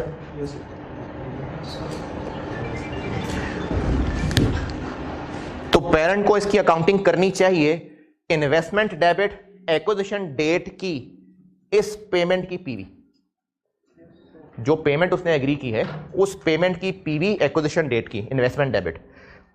उसके बाद पेरेंट अपनी लायबिलिटी बढ़ाता जाएगा और इंटरेस्ट एक्सपेंस बनाता जाएगा, और फाइनली जब पैसे देगा तो liability debit, cash credit. Investment वो पहले दिन वाली पीवी से डेबिट।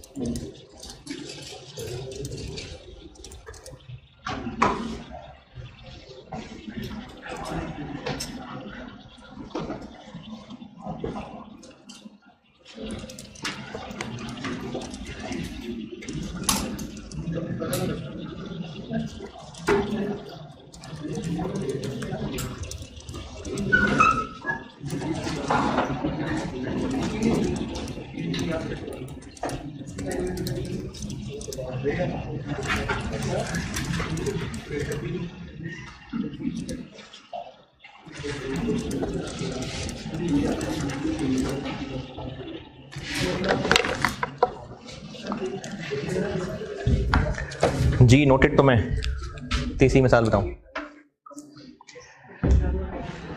इनेबल डू नोटेड।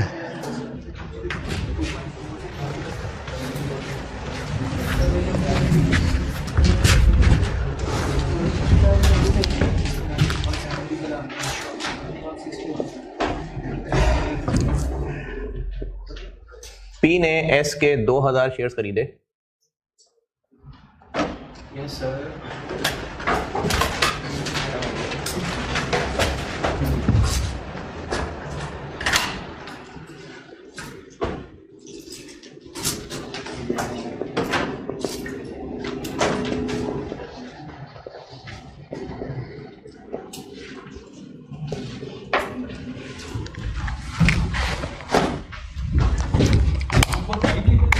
जी 2 4 5।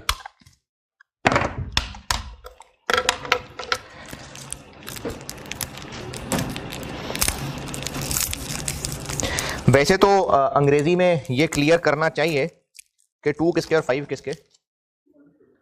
नहीं, अंडरस्टूड नहीं है, अंडरस्टूड नहीं है, ये सवाल में क्लियर बताना चाहिए। लेकिन अभी जितना लिखा है, अगर इतना भी लिखा हो तो फिर इसका मतलब ये है कि ये P है और ये S है।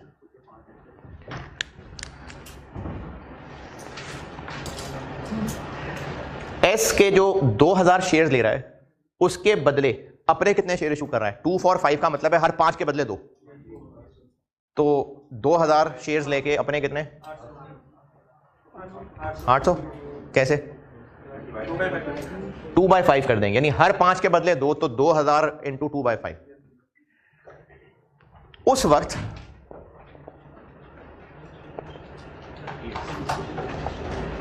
जो इन दोनों कंपनीज के शेयर्स की प्राइसेस थी, फेयर वैल्यूज कह लें, मार्केट प्राइसेस कह लें,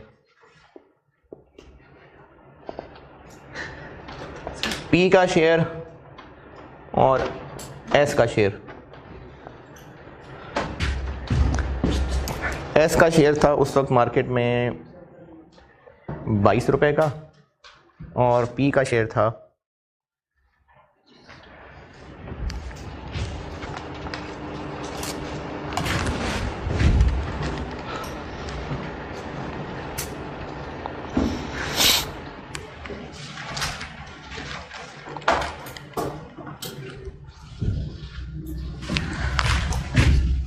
60 रुपए का।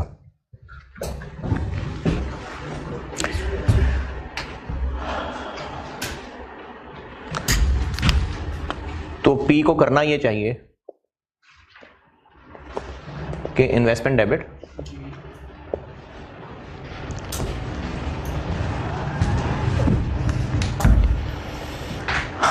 और क्रेडिट, अपने शेयर इशू कर रहे हैं तो शेयर कैपिटल और शेयर प्रीमियम।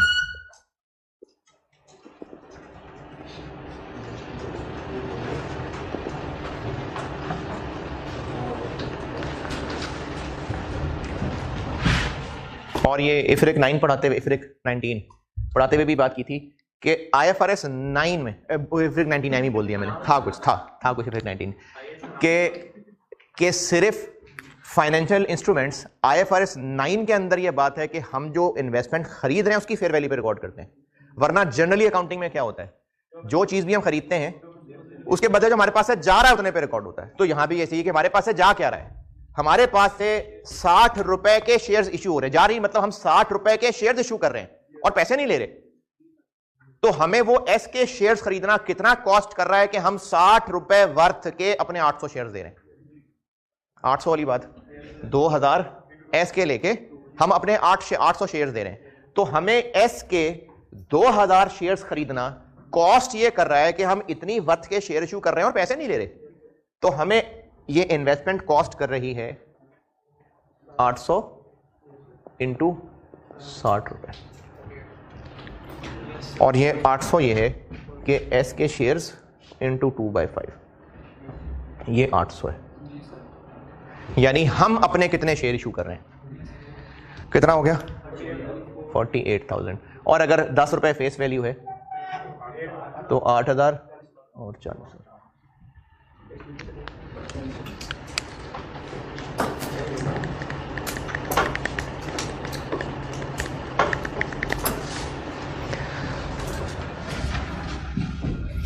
और चलो और बाद में कहता हूं, पहले 3 को नोट कर लें फिर और बताता हूं उर्दू वाला। और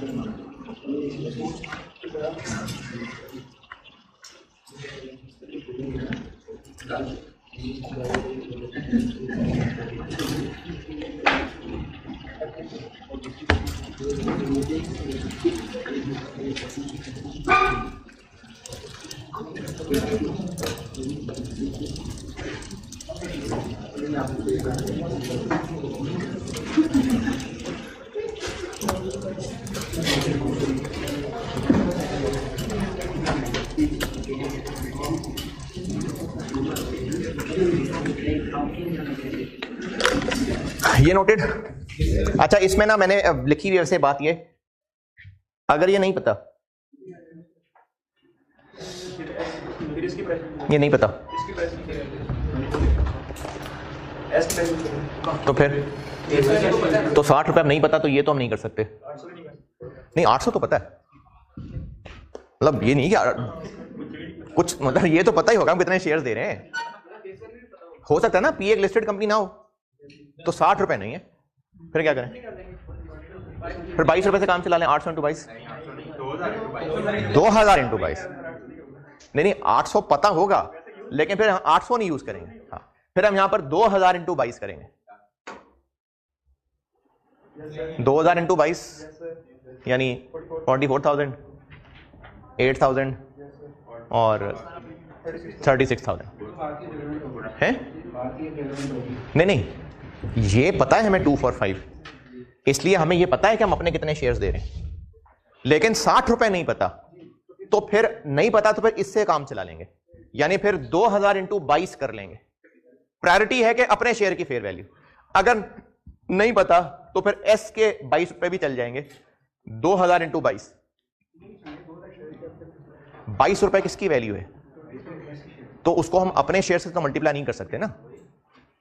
हम ये 2000 शेयर्स ले रहे हैं 22 रुपए की एक वर्थ का, तो 22 रुपए का ही ले रहे होंगे, तो 2000 इंटू 22।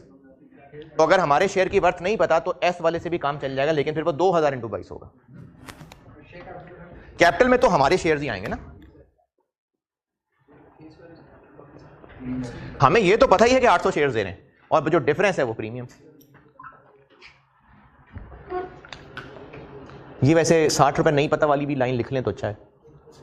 तो उसमें फिर ये 2000 इंटू 22 बन जाएगा, 44,000, 8,000 और 36,000 हो जाएगा।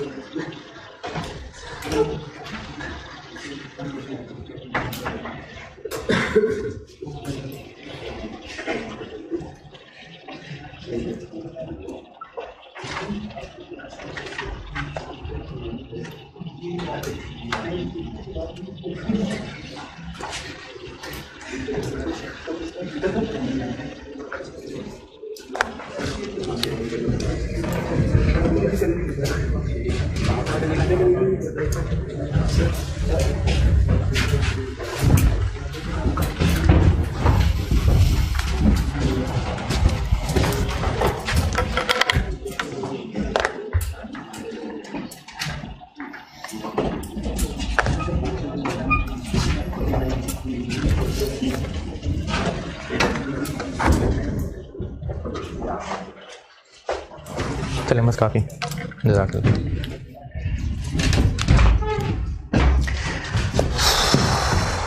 बस ये एडजस्टमेंट पूरी करके फिर वो ब्रेक करता हूँ। क्लास की भारी हो गई है एडजस्टमेंट, ब्रेक चाहिए। चौथी, P acquired 5,000 shares of S against issue of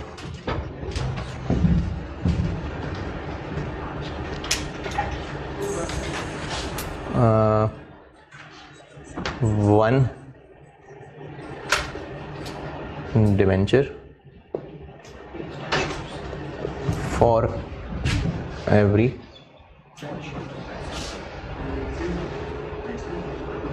20 shares। और ये जो डिवेंचर है, इस डिवेंचर की डिटेल ये है कि फेस वैल्यू 100 रुपये है और कूपन रेट 9% है, तब बस फेस वैल्यू, क्योंकि अभी अभी हम इशू कर रहे हैं ना, तो अगर पहले से मार्केट में हमारे डिवेंचर्स हैं तो फिर फेयर वैल्यू भी देता, और अगर नहीं है तो फिर फेस वैल्यू भी। पहले इतने का समझ लें, फिर वो फेयर वैल्यू भी बता दूंगा।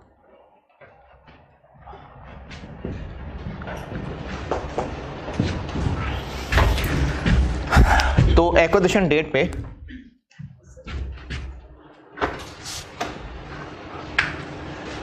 इन्वेस्टमेंट डेबिट और डिवेंचर्स क्रेडिट, कितने डिवेंचर इशू कर रहे हैं हम?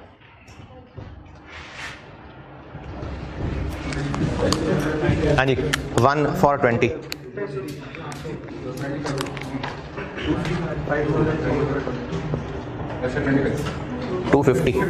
तो 250 डिवेंचर्स हम इशू कर रहे हैं।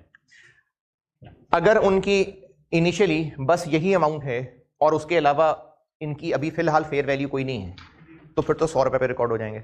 लेकिन अगर इनकी अभी ही फेयर वैल्यू है तो वो IFRS 9 ही के मुताबिक इनिशियली कितने पे रिकॉर्ड होते हैं?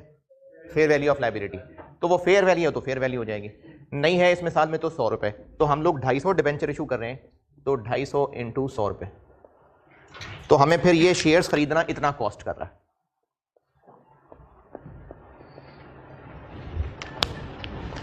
अगर ये फेयर वैल्यू इन डिवेंचर्स की होती और 100 से डिफरेंट होती तो फिर डिवेंचर्स पे वो IFRS 9 चलना शुरू हो जाएगा। अच्छा, अब बैलेंस शीट में ये डिवेंचर्स लायबिलिटी में आना चाहिए या इंटर कंपनी है एलिमिनेट हो जाना चाहिए? आना चाहिए। इंटर कंपनी एलिमिनेट तो तब हो अगर S और P का आपस में कोई रिलेशन हो। ये डिवेंचर किनको इशू कर रहे हैं? ये तो उन पुराने लोगों को इशू कर रहे हैं, तो इस वक्त ये एंट्री हो जाएगी। उसके बाद इस पे सब्सिक्वेंटली वो IFRS 9 लगेगा।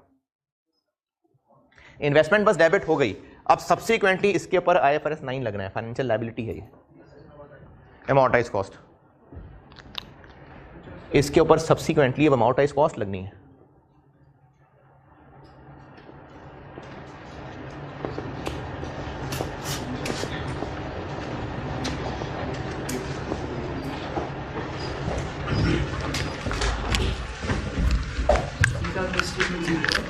CFAP में ये वाली चीज तो मुझे याद नहीं पड़ता कि कभी भी आई है, मेरे ख्याल में नहीं। CFAP के सवालों में आपको शेयर एक्सचेंज बहुत मिलेगा, इमीडिएट कैश और ज्यादातर शेयर एक्सचेंज होता है।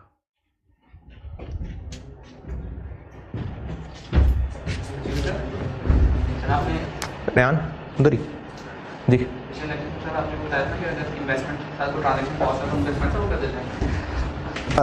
हाँ जी, लेकिन वो ट्रांजैक्शन कॉस्ट जो इसको खरीदने पे ट्रांजैक्शन कॉस्ट है,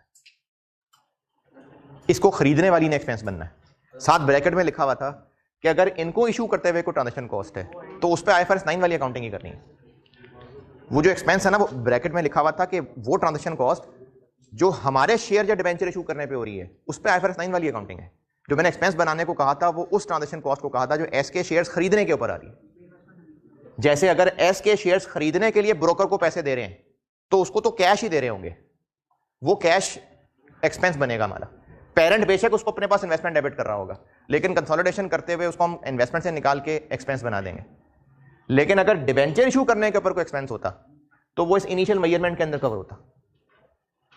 ट्रांजैक्शन कॉस्ट आप दोनों में करके निकाल लेंगे, दोनों की ठीक है। क्या एंट्री होनी?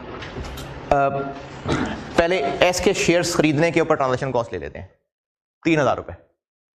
तो पेरेंट अपनी बुक्स में तो इन्वेस्टमेंट डेबिट 28,000 से करेगा, ये 25,000, कैश 3,000। कंसोलिडेशन में जाते जाते उस इन्वेस्टमेंट को 28 की जगह 25 कर देंगे। लेकिन अगर ट्रांजैक्शन कॉस्ट एस के शेयर्स खरीदने पे नहीं, अपने डिबेंचर इशू करने पे हो रही है 2,000 रुपए की, तो वो इस 25,000 की इनिशियल मेजरमेंट में आ जाएगी। इनिशियली लायबिलिटी रिकॉर्ड होती है fair value minus transaction cost, तो फिर वो ये 23,000 पे रिकॉर्ड होगा, तो फिर ये भी 23,000 पे रिकॉर्ड होगा।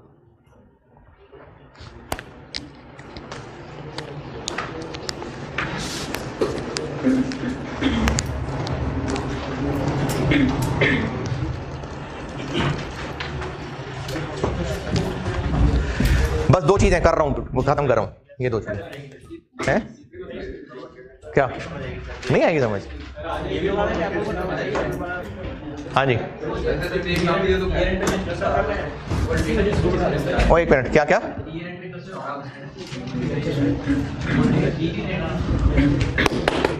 मैं अभी इस वक्त ये जो सारा टॉपिक बता रहा हूं वो इस कॉन्टेक्स्ट में बता रहा हूं कि पी को अपनी बुक्स में क्या करना चाहिए। अभी मैं इसको कंसोलिडेशन के पॉइंट ऑफ व्यू से नहीं बता रहा, अभी सिर्फ ये बात कर रहा हूं कि पी को अपनी बुक्स में क्या काउंटिंग करनी चाहिए। तो पी को अपनी बुक्स में ये इन्वेस्टमेंट और डिबेंचर्स रिकॉर्ड करने चाहिए और सब्सिक्वेंटली इसके ऊपर अमाउंट कॉस्ट लगानी चाहिए।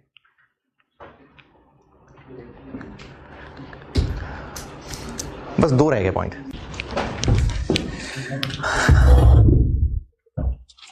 अच्छा, ये रिकॉर्डिंग वाले बच्चों के लिए 52 लेक्चर बहुत लंबा ही हो गया, खत्म नहीं हो रहा। उसल में एडजस्टमेंट पूरी कर लो, फिर 52 को खत्म करता हूं।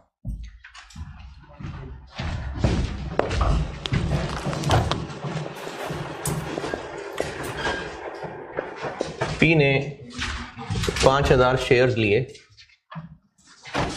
ऑफ एस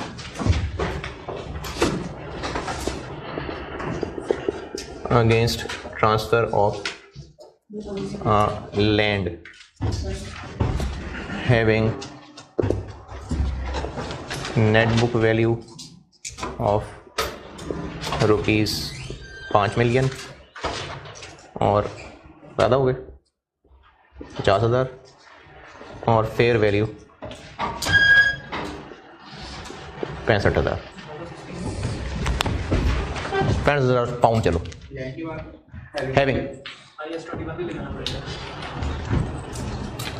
5,000 शेयर्स लिए हैं और उसके बदले लैंड दी है। एस को ये शेयर्स एस से खरीदने हैं? नहीं, एस के पुराने लोग। तो कंपनी पी के पास के लैंड थी तो वो दे रहे हैं ना, यानी ये लैंड उसका एसेट थी। तो अब पी अपनी बुक्स में क्या करेगा कि इन्वेस्टमेंट डेबिट और लैंड क्रेडिट। लैंड कितने से क्रेडिट? बुक्स में से निकाल रहे हैं 50,000। अभी पिछली मिसाल में बात की थी कि IFRS 9 financial asset financial liability की इनिशियल मेजरमेंट के अलावा जनरल रूल हमेशा से ये रहा है कि जो चीज़ हम खरीदते हैं वो में क्या कॉस्ट करती है कि हमारे पास से जा क्या रहा है। तो हमारे पास से कितनी वर्थ की लैंड जा रही है, तो हमें फिर इन्वेस्टमेंट 65,000 कॉस्ट करी। क्योंकि लैंड बेचते तो 65,000 रुपए मिलते, तो हम 65,000 रुपए के बदले 65,000 के शेयर्स ले रहे हैं, तो इसकी हमें इन्वेस्टमेंट कॉस्ट करी है जिस लैंड की फेयर वैल्यू है, और बाकी प्रॉफिट ऑन डिस्पोजल।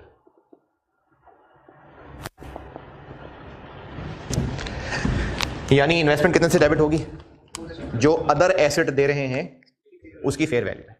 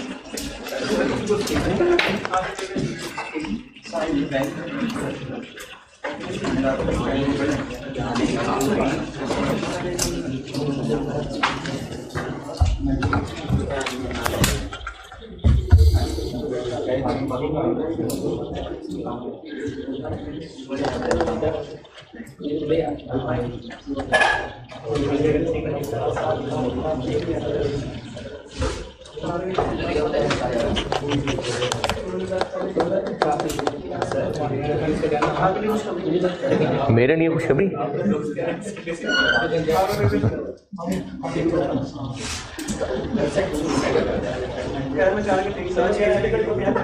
संडे से कि संडे को?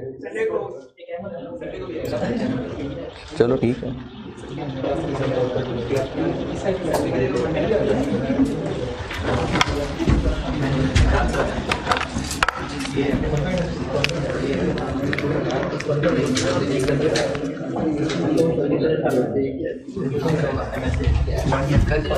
अच्छा, जो मैंने अब ये छठी चीज बाद में बताता हूँ। इन पांचों के बारे में बुक में लिखा हुआ है। इनफैक्ट ये तो सिंपल सी बात थी, इन्हीं के लिए लिखा हुआ है। उससे ज्यादा जरूरी बात ये थी जो मैंने बोर्ड पे समझाई है, ये ज्यादा जरूरी बात है। मैंने बस वो कुछ पॉसिबिलिटीज लिखी हुई है कि सवाल में अगर ऐसा हो तो ऐसे ऐसे करना है, लेकिन उससे ज्यादा जरूरी याद रखना यह है जो ये बताया। अब अगर आपको ये सारी चीजें क्या सही अकाउंटिंग होनी चाहिए वो पता है, तो फिर सवाल पे डिपेंड करता है कि इसमें क्या क्या एरर हुआ है, फिर ही आप वो एरर ठीक कर सकेंगे। जैसे हो सकता है सवाल में लिखा हो कि ये रिकॉर्ड ही नहीं हुआ हुआ, तो कर लेंगे, क्या कर लेंगे, जो होना चाहिए। इसी तरह ये रिकॉर्ड हुआ हुआ है लेकिन सिर्फ फेस वैल्यू पे रिकॉर्ड हो गया, तो वो जो प्रीमियम वाला है वो भी रिकॉर्ड कर लेंगे, या फिर रिकॉर्ड ही नहीं हुआ हुआ तो अब रिकॉर्ड कर लेंगे। तो इसलिए इनके बारे में मैंने पॉसिबिलिटी लिखी जरूर है किताब के अंदर कि अगर ये कहा हो तो आप ऐसे ऐसे कर दें, लेकिन उससे ज्यादा जरूरी याद रखना वो है जो आपको आज समझाए कि सही होना क्या चाहिए। एक बार आपको ये याद रह गया ना कि सही क्या होना चाहिए, फिर सवाल की वर्डिंग पे डिपेंड करता है उन्होंने क्या क्या एरर बताया हुआ है। तो ये एडजस्टमेंट नंबर 8 में कंटिंजेंट कंसिडरेशन के अलावा बाकी सारा पढ़ लें। कंटिंजेंट कंसिडरेशन के अलावा adjustment number 8 page number 7, chapter में पेज 7, चैप्टर में page 7, adjustment number 8 contingent consideration के अलावा बाकी सारी चीज़ें पढ़ लें। अगर काम की लगे, फ़ायदे वाली हैं तो ठीक है, नहीं तो वो रहने दें, और जो आज वैसे सिखाया वो ज़्यादा इंपॉर्टेंट है। एडजस्टमेंट नंबर 8 कंटिंजेंट कंसिडरेशन के अलावा ये जो सारे काले काले पॉइंट समझाए हैं, इनके बारे में जो कुछ लिखा वो पढ़ लें। अगर समझ आता है तो ठीक है, नहीं समझ आता तो उससे ज़्यादा ज़रूरी वो है जो अभी बोर्ड पे सिखाया था। है क्या हुआ? समझ नहीं आ रही? ये तो वही पॉसिबिलिटी है जो आप बता रहे हैं। हाँ, मतलब मैंने पॉसिबिलिटी लिखी हुई है कि अगर सवाल में कहा है कि नहीं रिकॉर्ड, तो सवाल में हो सकता है कुछ और कहा हो। तो इसलिए इनको याद करने से ज़्यादा ज़रूरी ये है कि जो आपको वैसे ट्रीटमेंट बताइए वो ज़्यादा ज़रूरी है, क्योंकि सवाल वाले ने हो सकता है कुछ और कहा हो एरर। वो ये सारी हाँ, इसमें कंसोलिडेशन करके कुछ भी नहीं है। ये जो मैंने अभी आपको बोर्ड पे बताया ना, मैंने वो कंसोलिडेशन के अलावा बताया कि पी को अपनी बुक्स में सही क्या करना चाहिए। अब कंसोलिडेटेड फाइनेंशियल स्टेटमेंट्स में क्या करना है वो इनका कोई ना कोई एरर शायद बताया हो, तो फिर वो जो एरर बताया होगा उसके हिसाब से देखना होगा क्या एरर बताया हुआ है।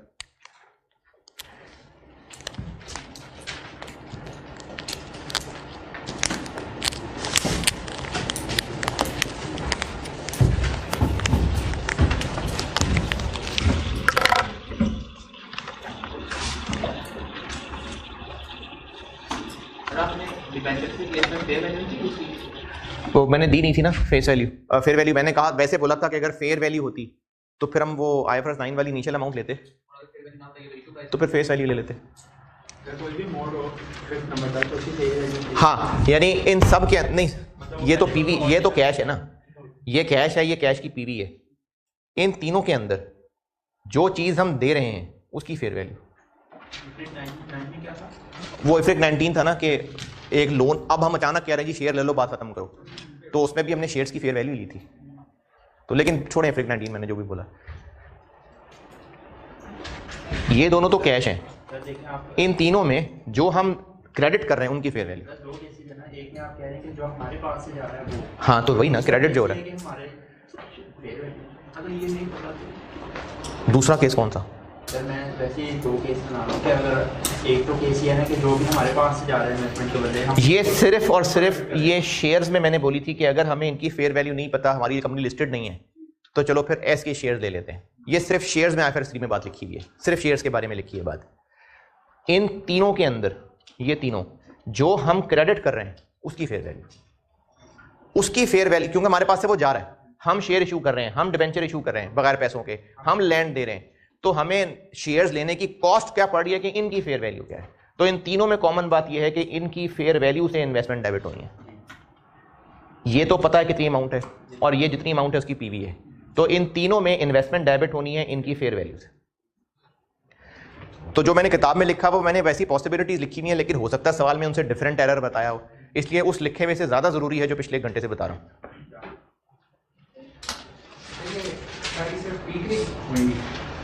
पी शेयर्स खरीद रहा है ना,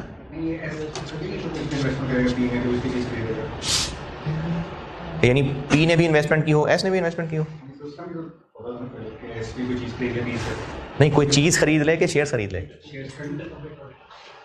यानी पी एस के शेयर खरीदे और एस पी के शेयर खरीदे, ये कह रहे हैं।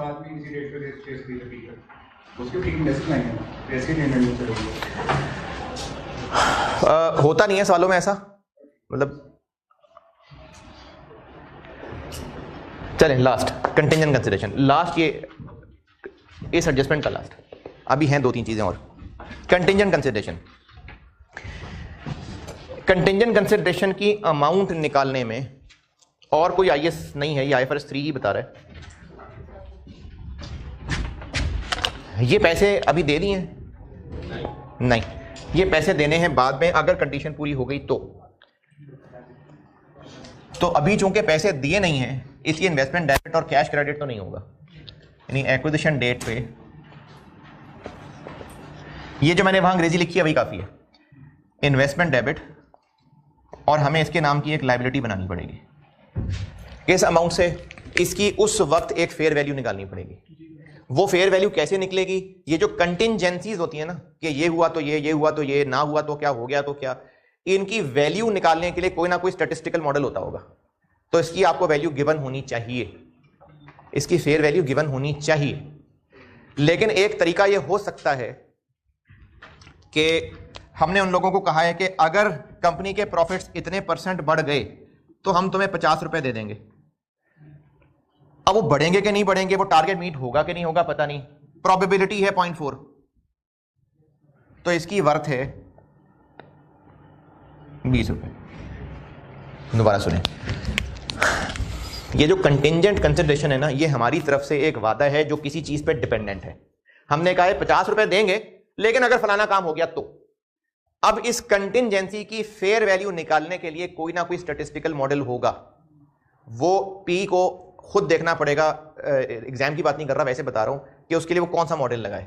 एग्जाम की बात करें तो वो फेयर वैल्यू दी होनी चाहिए, फेयर वैल्यू दी होनी चाहिए, जिस भी मेथड से निकली है, स्टूडेंट का काम नहीं है, फेयर वैल्यू दी होनी चाहिए। एक्विजिशन डेट की फेयर वैल्यू से ये एंट्री हो जाएगी, हर ईयर एंड पे फेयर वैल्यू अपडेट होगी, जो कमी बेशी है वो इन्वेस्टमेंट में नहीं, वो P&L में एडजस्ट होगी, और फाइनली जब पेमेंट हो जाएगी liability debit cash credit. Fair value किसी भी स्टैटिस्टिकल मॉडल से निकल सकती है, वो वैल्यू दी होनी चाहिए एक स्टूडेंट को। पी को वो लगा ले जो मर्जी तरीका, IFRS 3 ने नहीं बताना कैसे निकालना है, स्टूडेंट को दी होगी। तो एक्विजिशन डेट की फेयर वैल्यू से इन्वेस्टमेंट डेबिट लायबिलिटी क्रेडिट, हर ईयर एंड पे चूंकि कंटिंजेंसी के हालात वाकयात बदल रहे होंगे, हालात बदल जाएंगे, जज्बात बदल जाएंगे, तो इसकी वैल्यू बदल सकती है, तो उसको हर साल अपडेट करेंगे, जो कमी बेशी है वो पी के P&L में जाएगी, और फाइनली जब पैसे दे देंगे तो लायबिलिटी डेबिट और कैश क्रेडिट। हो सकता है आपको फेयर वैल्यू देने की बजाय, बल्कि हो सकता है को सवाल के साथ ही बताऊं तो ज्यादा बेहतर, नहीं हो सकता फेयर वैल्यू, वो जो हो सकता है वाली बात है वो जब सवाल में हो तो फिर ही बेहतर है। यानी कंटिंजेंट कंसिडरेशन के लिए एक्विजिशन डेट की fair value, investment debit liability credit, हर ईयर एंड पे फेयर वैल्यू अपडेट होगी, और जो गेन लॉस है वो पेरेंट के P&L में जाएगा। अब सवाल में क्या करना है डिपेंड करता है सवाल में क्या एरर बताया। हो सकता है सवाल वाला कहे कि इसके बारे में सिरे से रिकॉर्ड ही कुछ नहीं किया, तो अब कर लें, तो कर लें रिकॉर्ड। इन्वेस्टमेंट में ले जाएं जो उस दिन की फेयर वैल्यू थी, बैलेंस शीट में ले आएं जो अब की फेयर वैल्यू है, और जो डिफरेंस है वो पी की रिटेन अर्निंग में डाल दें। तो होना क्या चाहिए? होना चाहिए ये कि एक्विजिशन डेट की fair value, investment debit liability credit, उसके बाद हर ईयर एंड पे इसको अपडेट करना है, जो गेन लॉस हो P&L में जाना है। सवाल में क्या करना है वो सवाल में डिपेंड करता है कि एरर क्या बताया हुआ है। तो कंटिंजेंट कंसिडरेशन का ये इलाज है। पॉसिबिलिटी है ना, शायद ऐसा ना हो। क्या मतलब कि अगर 4 कंटिंजेंट कंसिडरेशन की सही ट्रीटमेंट ये है कि investment debit, liability credit, acquisition date की फेयर वैल्यू से, उसके बाद हर ईयर एंड पे फेयर वैल्यू अपडेट होगी, जो गेन लॉस है वो P&L में जाएगा। ये सही ट्रीटमेंट है। सवाल में क्या करना है वो सवाल में डिपेंड करता है कि एरर क्या बताया हुआ है। फर्ज करें ईयर एंड आ गया तो वो 40% वो प्रॉफिट नहीं बढ़े तो वो तो ठीक है, P&L में गेन चला जाएगा, लेकिन वो इन्वेस्टमेंट तो हमें अभी नहीं कर नहीं कर रहे। उस वक्त तो लगता था ना कैसे ही होगा। जैसे वो IFRS 2 था, बहुत पुरानी बात हो गई, उसमें मार्केट कंडीशन थी एक चीज़। मार्केट कंडीशन का इस्तेमाल होता है उस कागज़, उस पर्ची की फेयर वैल्यू निकालने में, कोई ना कोई स्टैटिस्टिकल मॉडल होता है। तो इसी तरह से ये भी चूंकि कंटिंजेंसी है तो इसके लिए भी कोई ना कोई मॉडल लगता होगा, उससे एक वैल्यू निकलती होगी, उस दिन की वैल्यू से इन्वेस्टमेंट हो गई डेबिट। अब बाद में बेशक वो कंडीशन पूरी ना हो सके, वो बाद का मसला है, इन्वेस्टमेंट हो गई डेबिट। जैसे मार्केट कंडीशन बेशक बाद में पूरी ना हो सके, लेकिन एक्सपेंस ओवर द पीरियड होगा रिकॉर्ड। तो इसलिए हमें एक्विजिशन डेट पे उस किसी भी स्टैटिस्टिकल मॉडल से वैल्यू निकालनी पड़ेगी और इन्वेस्टमेंट डेबिट करनी पड़ेगी, क्योंकि उस वक्त बहरहाल हमारी तरफ से एक वादा था। अब बाद में बेशक वो वादा हमें पूरा नहीं करना पड़ा, लेकिन इन्वेस्टमेंट उस दिन होनी चाहिए डेबिट। इन्वेस्टमेंट बाद में क्रेडिट नहीं करनी, क्योंकि उस दिन वादा हमने बहरहाल किया था। बाद में जान बच गई तो बच गई, तो वो इनकम बन जाएगी। लेकिन एक्विजिशन डेट पे ये वादा मौजूद था और इस वादे की जो फेयर वैल्यू थी वो इन्वेस्टमेंट में डेबिट। उस वक्त ये वादा था और उस वक्त इस वादे की एक वैल्यू थी, इसलिए इन्वेस्टमेंट डेबिट। इन सब के सब में हमने इन्वेस्टमेंट को बाद में दोबारा अपडेट नहीं करना। इन सब के अंदर इसमें क्या इन्वेस्टमेंट को बाद में चेंज करना? नहीं। बाद में हमारे शेयर की वैल्यू बदलती रहेगी तो इन्वेस्टमेंट डेबिट करते हैं। उस वक्त जो था वो इन्वेस्टमेंट डेबिट, उसके बाद इन्वेस्टमेंट में डेबिट क्रेडिट नहीं आना। एक्विजिशन डेट की इसकी fair value investment debit, liability credit, हर ईयर एंड पे वो फेयर वैल्यू अपडेट होगी, जो गेन लॉस है वो P&L में जाएगा। और सवाल में अगर इसके बारे में कोई एरर बताया हुआ तो जो बताया होगा उसको वैसे देखना होगा। चलें, ये लेक्चर 52 ज़्यादा लंबा हो गया क्योंकि 2 एडजस्टमेंट्स करानी थी मैंने। 52 को यहीं एंड करता हूँ, 53 छोटा सा करके तो बैलेंस शीट पूरी कर देता हूँ। ठीक है, 52 बस।